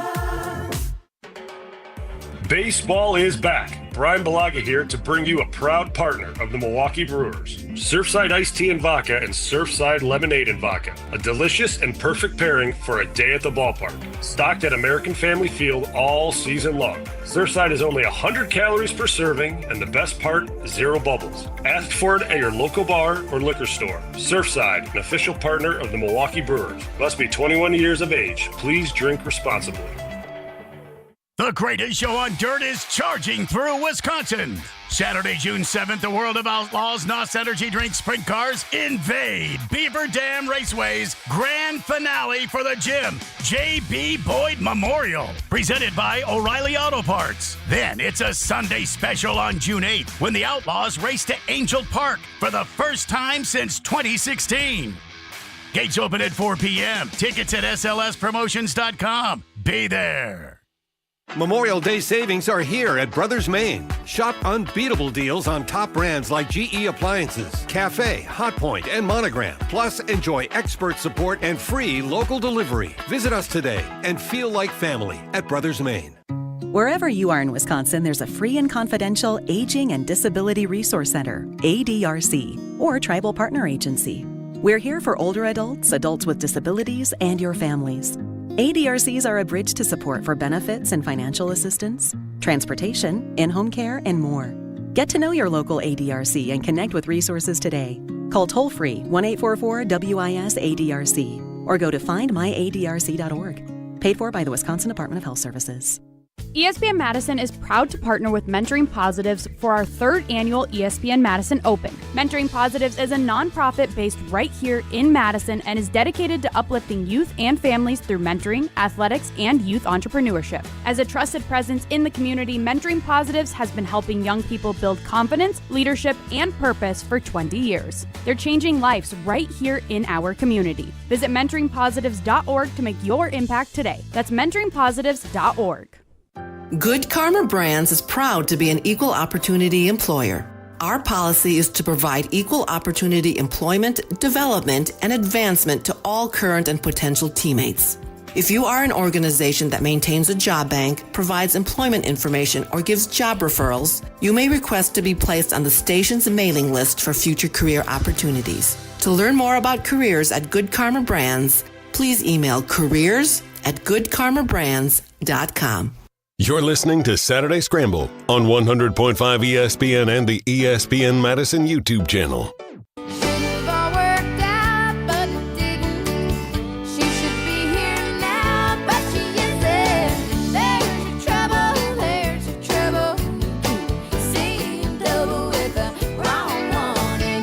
Are the Packers going to be a defensive-based team this year? This is a Saturday Scramble. I'm Alex Gravatt alongside Molly Brown. In for Pablo Iglesias, 844-770-3776 is your way into the show. The Cardinals Talking text line list is more. And it looks like all things are trending towards a former All-Pro cornerback, Jaire Alexander, staying in Green Bay. And I have been pro this all off season long. I know a lot of people are less excited about it. And Molly Brown, you have not had the privilege of sharing that take on the Saturday Scramble. So I'd love to hear how you feel about the potential of Jaire Alexander maintaining his residency in Green Bay.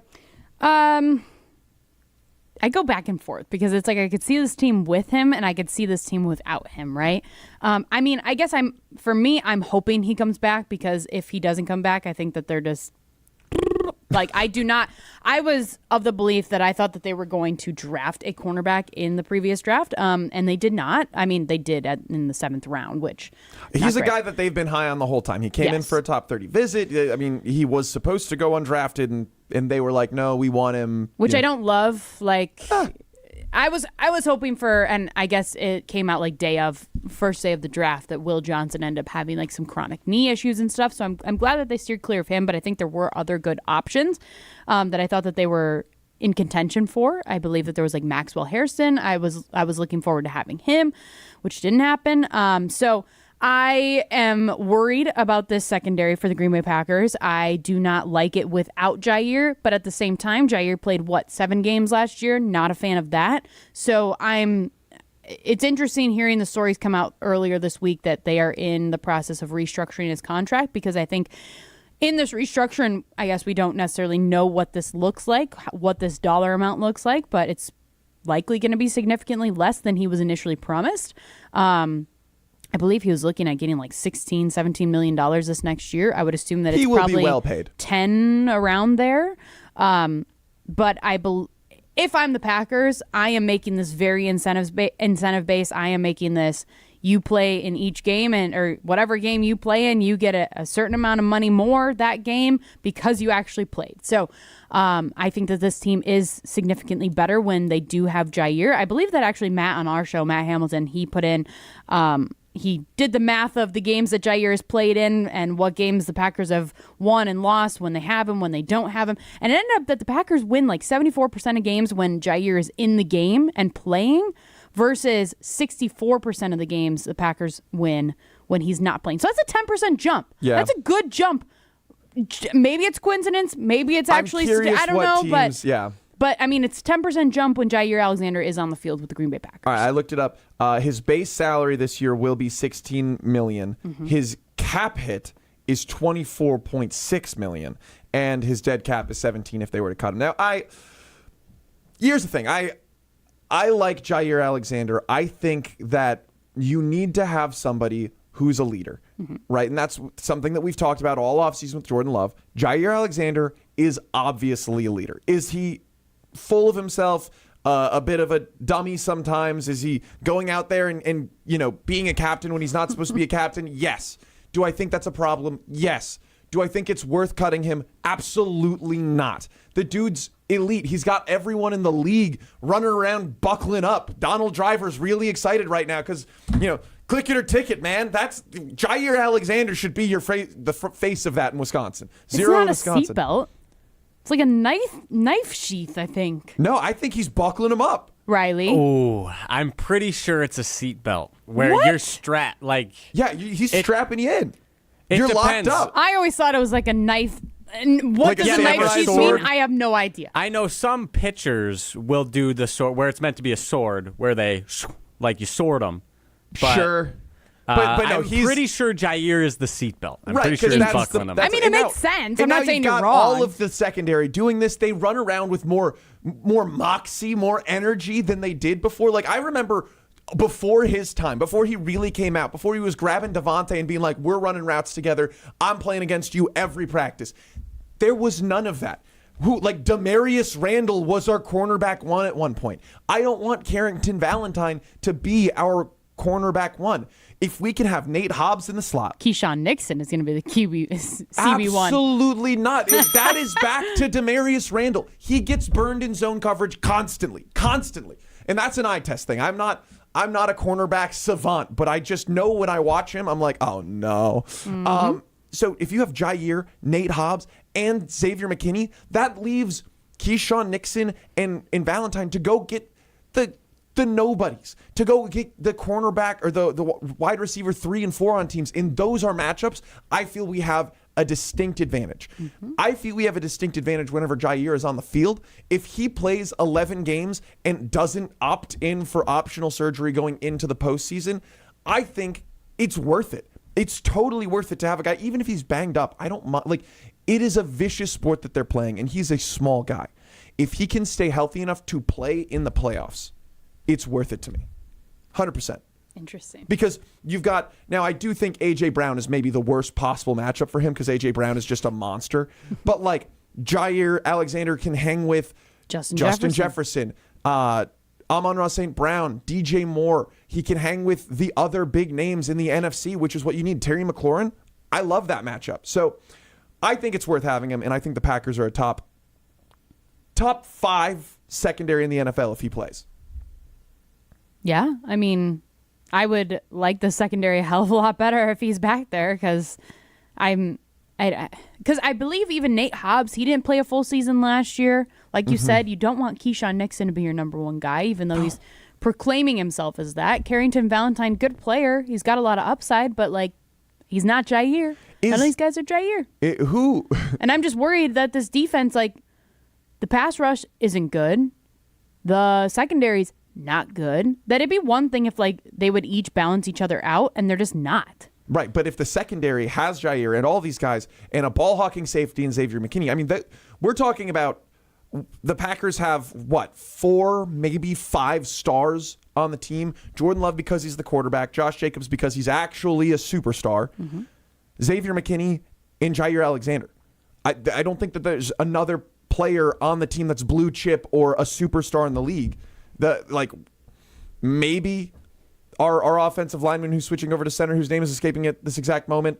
Not whatever. Elton Jenkins? Thank you, Elton Jenkins. Yes, he's like, is he a superstar? He's one of our best players. I don't know if that is. He's one of the veteran players on the offense. Anyway, I think that if you can keep him, you got to keep him, and you make a team actually pretty good, and it gives some of those guys up front a chance to go and get it. You know, if it's an extra second, there have been a lot of times where we had quarterback hits that could have been sacks if they had just an extra half a second. And I think Jaire Alexander earns you half a second.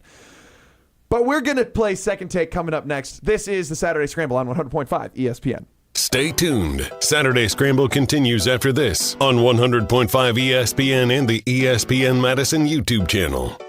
Look, we all know that as we age, our bodies change. But Carbon World Health can help. They have a process of testosterone replacement therapy that includes a diagnostic exam and blood tests to assess your hormone levels to make sure that they are optimal for you, not optimal for your age. Carbon World Health can help you increase your energy, focus, and overall health with their approach to hormone therapy. It's all about quality of life for you. Learn more at carbonworldhealth.com. This update is sponsored by UW Credit Union. For every stage of life, UW Credit Union is here for every you. Play Brewers Baseball Bingo presented by U.S. Cellular for the chance to win prizes all season long. Download the MLB Ballpark app from the App Store or Google Play to get in on the action. Join UW Credit Union at uwcu.org. Insured by NCUA. All you have is one chance after an accident, one decision on who to call, one shot to get the help you need. Don't waste it on the one offer you get from your insurance company. Make the one call to Gruber Law Offices. It's the only one you'll need to make. Call us today. Gruber Law Offices. One call, that's all. Carbless ready-to-drink cocktails are here for your flawless summer. Hey, it's Brad Nortman. Drinking Carbless and watching the crew is already a win, but now that combination is about to get a whole lot better. Carbless is offering you a sweet night at the ballpark. Your chance to win 14 tickets with food and drinks included to the July 26th game is just one shopping trip away. From now until the end of May, head to your local retailer and scan the QR code to register for your chance to win this amazing prize. A flawless summer night at the ballpark awaits. The sound of summer is on ESPN Madison. The 1-2 pitch. Swing and a miss. He struck him out. Madison's home of the Brewers. Fly ball right field. Hit a ton. We're tied. Catch every Milwaukee Brewers game this season on 100.5 ESPN. Get up. Get in there. Gone. Brewers baseball on ESPN Madison is presented by Hard Rock Casino Rockford and brought to you by the Pfister Hotel in downtown Milwaukee. When it comes to security for your home and family, you want a winner, and we found one when we placed our trust with J&K Security Solutions. This is Greg Gard. Kim and Jeff hit the game-winning shot for us with the Control 4 home technology system. Home or away, from our smartphones, we can open the garage door, dim the lights, turn on the TV, as well as arm the security system. That's convenience as well as peace of mind. Let J&K Security Solutions do for your home or business like they've done for us. Call 255-5799 or online at jksecurity.com. In the next 30 seconds, I'm going to tell you how to save money and save the planet. It's simple. Ditch your energy bill and make the switch over to Everlight Solar. While electricity prices keep rising, Everlight Solar will give you the chance to take ownership of your power while also reducing your carbon footprint. As a local company based out of Madison, they'll be there with you every step of the way as you make the switch to solar. To learn more about how you can save money and save the planet, go to everlightsolar.com. For official rules and more information about every contest on 100.5 ESPN, visit ESPNWisconsinContests.com. That's ESPNWisconsinContests.com. You're listening to 100.5 ESPN and the ESPN app. You're listening to Saturday Scramble on 100.5 ESPN and the ESPN Madison YouTube channel. I got my mind set on you. I got my mind set on you. I got my mind set on you. Got my mind set on you. But it's gonna take money. A whole lot of spending money. It's gonna take. I gotta say, Riley's been killing it on bump music today. I don't. You're like rocking with the oldies, like what? Primarily 70s, 60s, maybe even. Yeah, like 70s, 80s, 90s. I don't know. I'm just kind of going through my like songs list on Spotify and just picking ones that like, yeah, that fits, or yeah, I like that one. We'll roll with that. All right. Well, there's been 3 clips that you liked this week. Let's hear them. It's time for Second Take. You heard it first. It doesn't matter. Chris Paul, Cliff Paul, Jake Paul, Logan Paul. Lakers in 5 now, Chris. Martians have the death beam pointed at Earth. I want Iguodala. What is that? I love it. Oh, my gosh. But now it's our turn. This is Second Take on Saturday Scramble. All right, guys. So, as G hyped up, teased, you could say, I have 3 clips for you. All of them having to do with expectations for certain teams.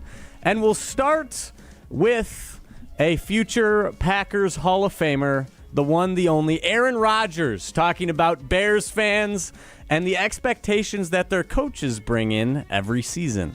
As a Bears fan, I want to ask how much you contemplated retirement. You know, you play golf. Play more golf, man. You don't have to sign anywhere. Just, take it easy. I'm guessing you're like the normal Bears fan. The best thing every year, this is our year. This is our year. We added this guy and that guy, and then we got a new coach from Detroit. Oh, man. Look out. This is it. Right? Packers fans, we know that, right?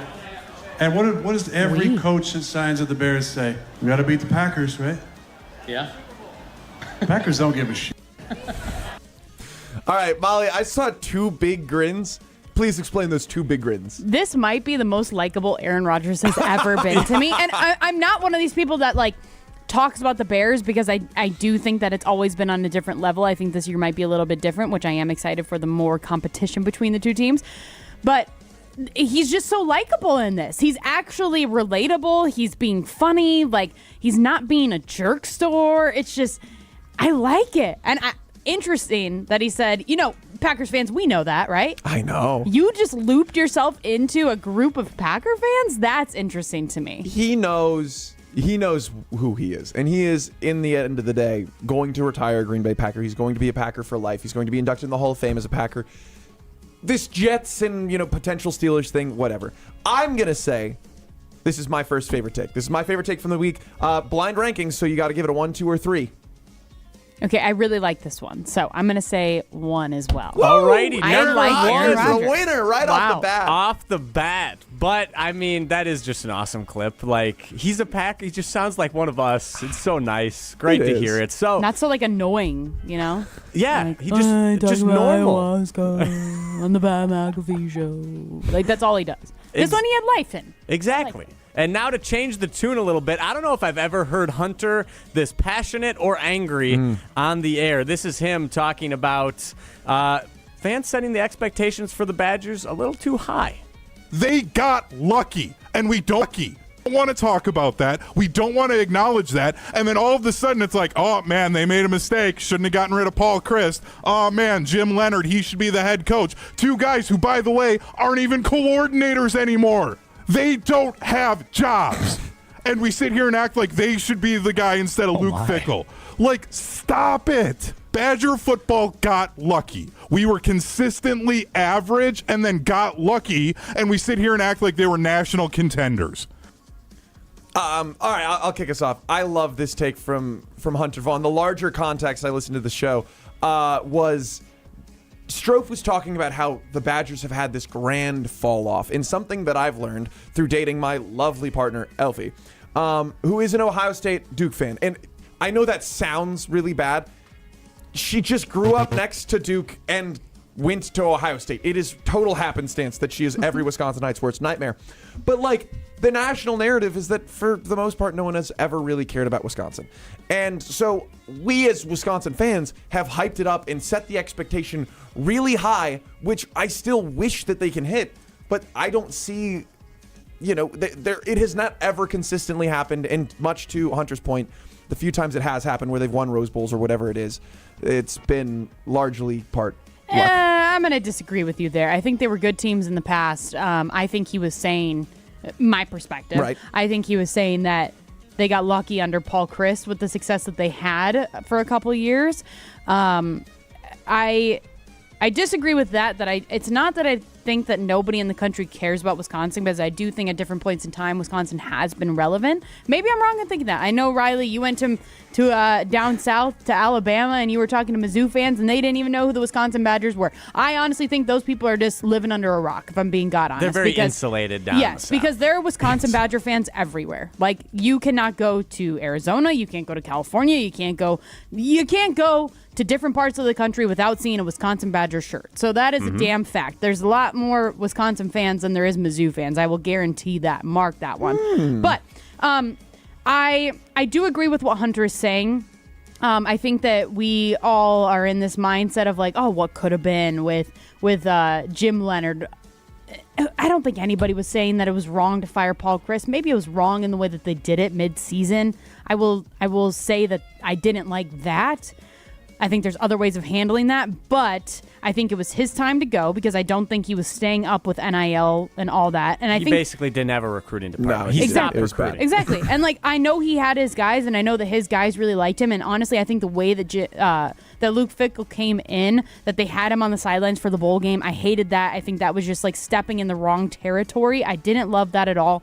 And then I also think Luke Fickell is coming into a really, really, really hard time with college athletics. Like, it is so difficult to navigate the NIL world, and I am not Luke Fickell's biggest fan. I think that this team, if they needed to win last year. That was the year that they had to, but it was a really hard schedule last year. It's a really hard schedule this upcoming year. It is a brutal October for the Wisconsin Badgers, and it's just going to keep getting harder because this is their new normal. This is the new normal, and it's just going to be even harder because it's like, you're not going to be able to keep these guys in your program for long enough for them to develop and be successful because NIL is really freaking hard. The transfer portal sucks. Like, I don't know. College athletics needs to change. It needs to be better. But Wisconsin is in a really crummy situation. If they continue to not be successful in NIL, in the transfer portal, then this program is just going to go downhill. Yeah. And that can be said for a lot of programs across the country. It's not just Wisconsin. Yeah, you got fired up. I got fired up. I'm saying 2. What do you say? I'll say 2, but I kind of wish it was 1. Oh, again, hindsight is 20/20, you guys. Exactly. My That's goodness. the danger of the blind rankings. All right, what's our worst take of the week? All right, the worst take of the week comes from Jen, Gabe, and Chewy. Oh boy, I love Jen, Gabe, and Chewy. Though. And they were actually talking about. They had a very similar conversation to the one you guys had earlier on Jordan Love and comparing last year to the end of 2023. So I don't use the injuries. And what? The drops, is it going to move at 1 percentage point? He was 70 during that stretch, and he's 63. And just remember, only 1 interception. 18 touchdowns, 1 interception over that final 8-game stretch. Which, again, I'm not expecting him to do that over an entire season. Like, I'm not expecting for him to go, 36 touchdowns to 2 picks. Gee is. Listen, it could happen. I doubt that would happen. But, yeah, I mean, it's a good take, and I think that, as we're talking about setting expectations for the Bears to beat the Packers, for the Badgers to be bowl game relevant, or for Jordan Love, I think, it's hard to figure out what the expectation needs to be, but he's being paid like a top guy. I'm happy with this being 3rd, though. I'm good with it being third because we talked about it already. However, it is very difficult for my my love mind thinking that he's not going to replicate his 2023 numbers, because that is I think it's because we've seen him be at this level that now I expect him to get to that level again, and that is very difficult. So, unfortunately, but I'm hopeful. Confirmation bias is a tricky thing, but we're going to wrap it up. I've got one final take for you. Coming up next, it is the Saturday Scramble on ESPN Madison. What's up, Wisconsin fans? Enjoying the game should always be easy, so don't overthink it. What to wear? Done. Just toss on your lucky jersey. Don't know what to serve your friends? Easy. Pick up some pizza from your go-to place and grab Bud Light to stock your fridge. See? It's that easy. Just like Bud Light, which is always brewed with 4 simple ingredients for a clean, crisp taste. Bud Light, easy to drink, easy to enjoy. Enjoy responsibly, 21 plus. Anheuser-Busch, Bud Light Beer, St. Louis, Missouri. The greatest show on dirt is charging through Wisconsin. Saturday, June 7th, the World of Outlaws NOS Energy Drink Sprint Cars invade Beaver Dam Raceway's grand finale for the Jim J.B. Boyd Memorial, presented by O'Reilly Auto Parts. Then it's a Sunday special on June 8th when the Outlaws race to Angel Park for the first time since 2016. Gates open at 4 p.m. Tickets at slspromotions.com. Be there. Hey Wisconsin, it's construction season and the Wisconsin DOT wants to help you safely navigate work zones in your area. Check 511wi.gov or download the free 511 app to see current road work, closures, detours, and camera views on your route. Wherever your travels take you, know before you go with 511wi.gov. That's 511wi.gov. And remember, know before you go. Always park the phone while driving. Sponsored by the Wisconsin DOT. Since 1956, Holman Lindsay Paints has been making paint in Wisconsin for Wisconsin. Because of their commitment to making great paint for Wisconsinites, Holman Lindsay has grown over the years to 26 locations in this great state. Headquarters in Sun Prairie with a state-of-the-art facility, Holman Lindsay has the paint you need to make your job better. From do-it-yourself to professional, Holman Lindsay has paint for everyone. Visit one of their local locations today in Madison, Sun Prairie, Middleton, and Janesville. To those who've ever dreamt of their perfect event, those dreams are worthy and they are possible. Hi, it's Jeffrey from Celebrations Entertainment. With hard work, passion, and great music, we will make your event dreams a reality. Every event is a labor of love with one-on-one planning, customization, and flawless execution. Bringing your event to life is what we do. For a fun, memorable event, visit celebrationsentertainment.com. That's celebrationsentertainment.com. Take your game to the next level with Vortex Golf. This employee-owned brand out of Wisconsin brings you premium rangefinders like the Blade, Blade Slope, and the Anarch, packed with features like image stabilization, pin spotter mode, and rock-solid accuracy. Backed by a legendary no-questions-asked VIP lifetime warranty and unmatched customer service, Vortex has you covered. Ready to upgrade your gear? Visit maplehillgolf.com and search Vortex to see the full lineup. Vortex Golf, you can bet on it. An unsuspecting driver at a gas station in Wisconsin. Welcome, Pump 15. How you doing? Great. Were you wearing your seatbelt today? I never wear my seatbelt. We're going to get him. We're going to get him real good. Oh, my goodness. Hello, sir. How you doing? Donald Driver. It takes 1 second to strap a seatbelt on. Well, let's do this. Let's do it together. Now, don't that feel better? Donald Driver can't always be there to remind you. Click it or ticket. And let's reduce fatalities on Wisconsin roadways. And I should have recognized your voice when you're harassing. I'm watching you. Sponsored by Wisconsin DOT. You're listening to Saturday Scramble on 100.5 ESPN and the ESPN Madison YouTube channel. Eastbound and down, loaded up and trucking. Are we gonna do what they say can't be done? We've got a long way to go. I hate to say it, the Badgers are the Bears of the Big Ten. Malik Scrivat, this is the Saturday Scramble. I'm alongside Molly Brown, who's filling in for Pablo Iglesias. And apparently I've upset one person, Riley Yauk, behind the glass. But Molly, I mean, listen, when Barry Alvarez showed up at Wisconsin, and when I talked to him as we hosted the Great Dane Huddle together for a long time, it was all about, we're going to beat Ohio State. We can hang with any of these teams, and Ohio State should be afraid of us. And that sounds just like Ben Johnson showing up, and every other head coach showing up in Hallis Hall and saying, The Bears are going to beat the Packers. And it doesn't matter. They don't care about us. They don't think about us. Yeah. So I am not a Badger fan that believes that we need to beat Ohio State. To me, I guess I've never, the only times I've ever thought that are when they're in like the Big Ten championship, and I feel like the most recent Those ones are the biggest moments. They got murdered. But, and then you realize, they're not on the same level. But I mean, no. To me, I'm like, beat Minnesota because it's embarrassing when you lose to them. Beat Iowa. I'm trying to think of other teams. Nebraska. Nebraska. I feel like the Michigan is probably like if you beat Michigan, that's huge. Yeah, they have never had a good run against Michigan. Because the thing about Ohio State is when Barry Alvarez showed up, he actually did it. I mean, he finished his career 5-7-1 against Ohio State, which is like pretty good, all things considered. Yeah. And then they play Ohio State this year, too. They do. And it's back here in Madison, correct? I believe it is. Yes, it is. Camp Randall Stadium. And, I would disagree. I think it'd be like if Luke Fickell came in saying, we need to beat P.J. Fleck in Minnesota. That would be sad. But I think it's fair to aim for the top of the Big Ten and the reigning national champions. Because Ohio State just won the national championship. If you can beat them, you can win a natty, in theory. In theory, and yeah, I agree that you want to go out and be able to compete with the best teams, and you do have the luxury, kind of interesting way to put it, of having currently the best team, and over the last couple of years, the best team in your division, or in your conference. But I will say, it is time to go. That is all the time we have. This has been the Saturday Scramble. We're going to be kicking you over to ESPN Radio, getting you ready for the Brewers game starting at 2:30. But thanks so much. Next week, Pablo Iglesias will be back. This has been the Saturday Scramble.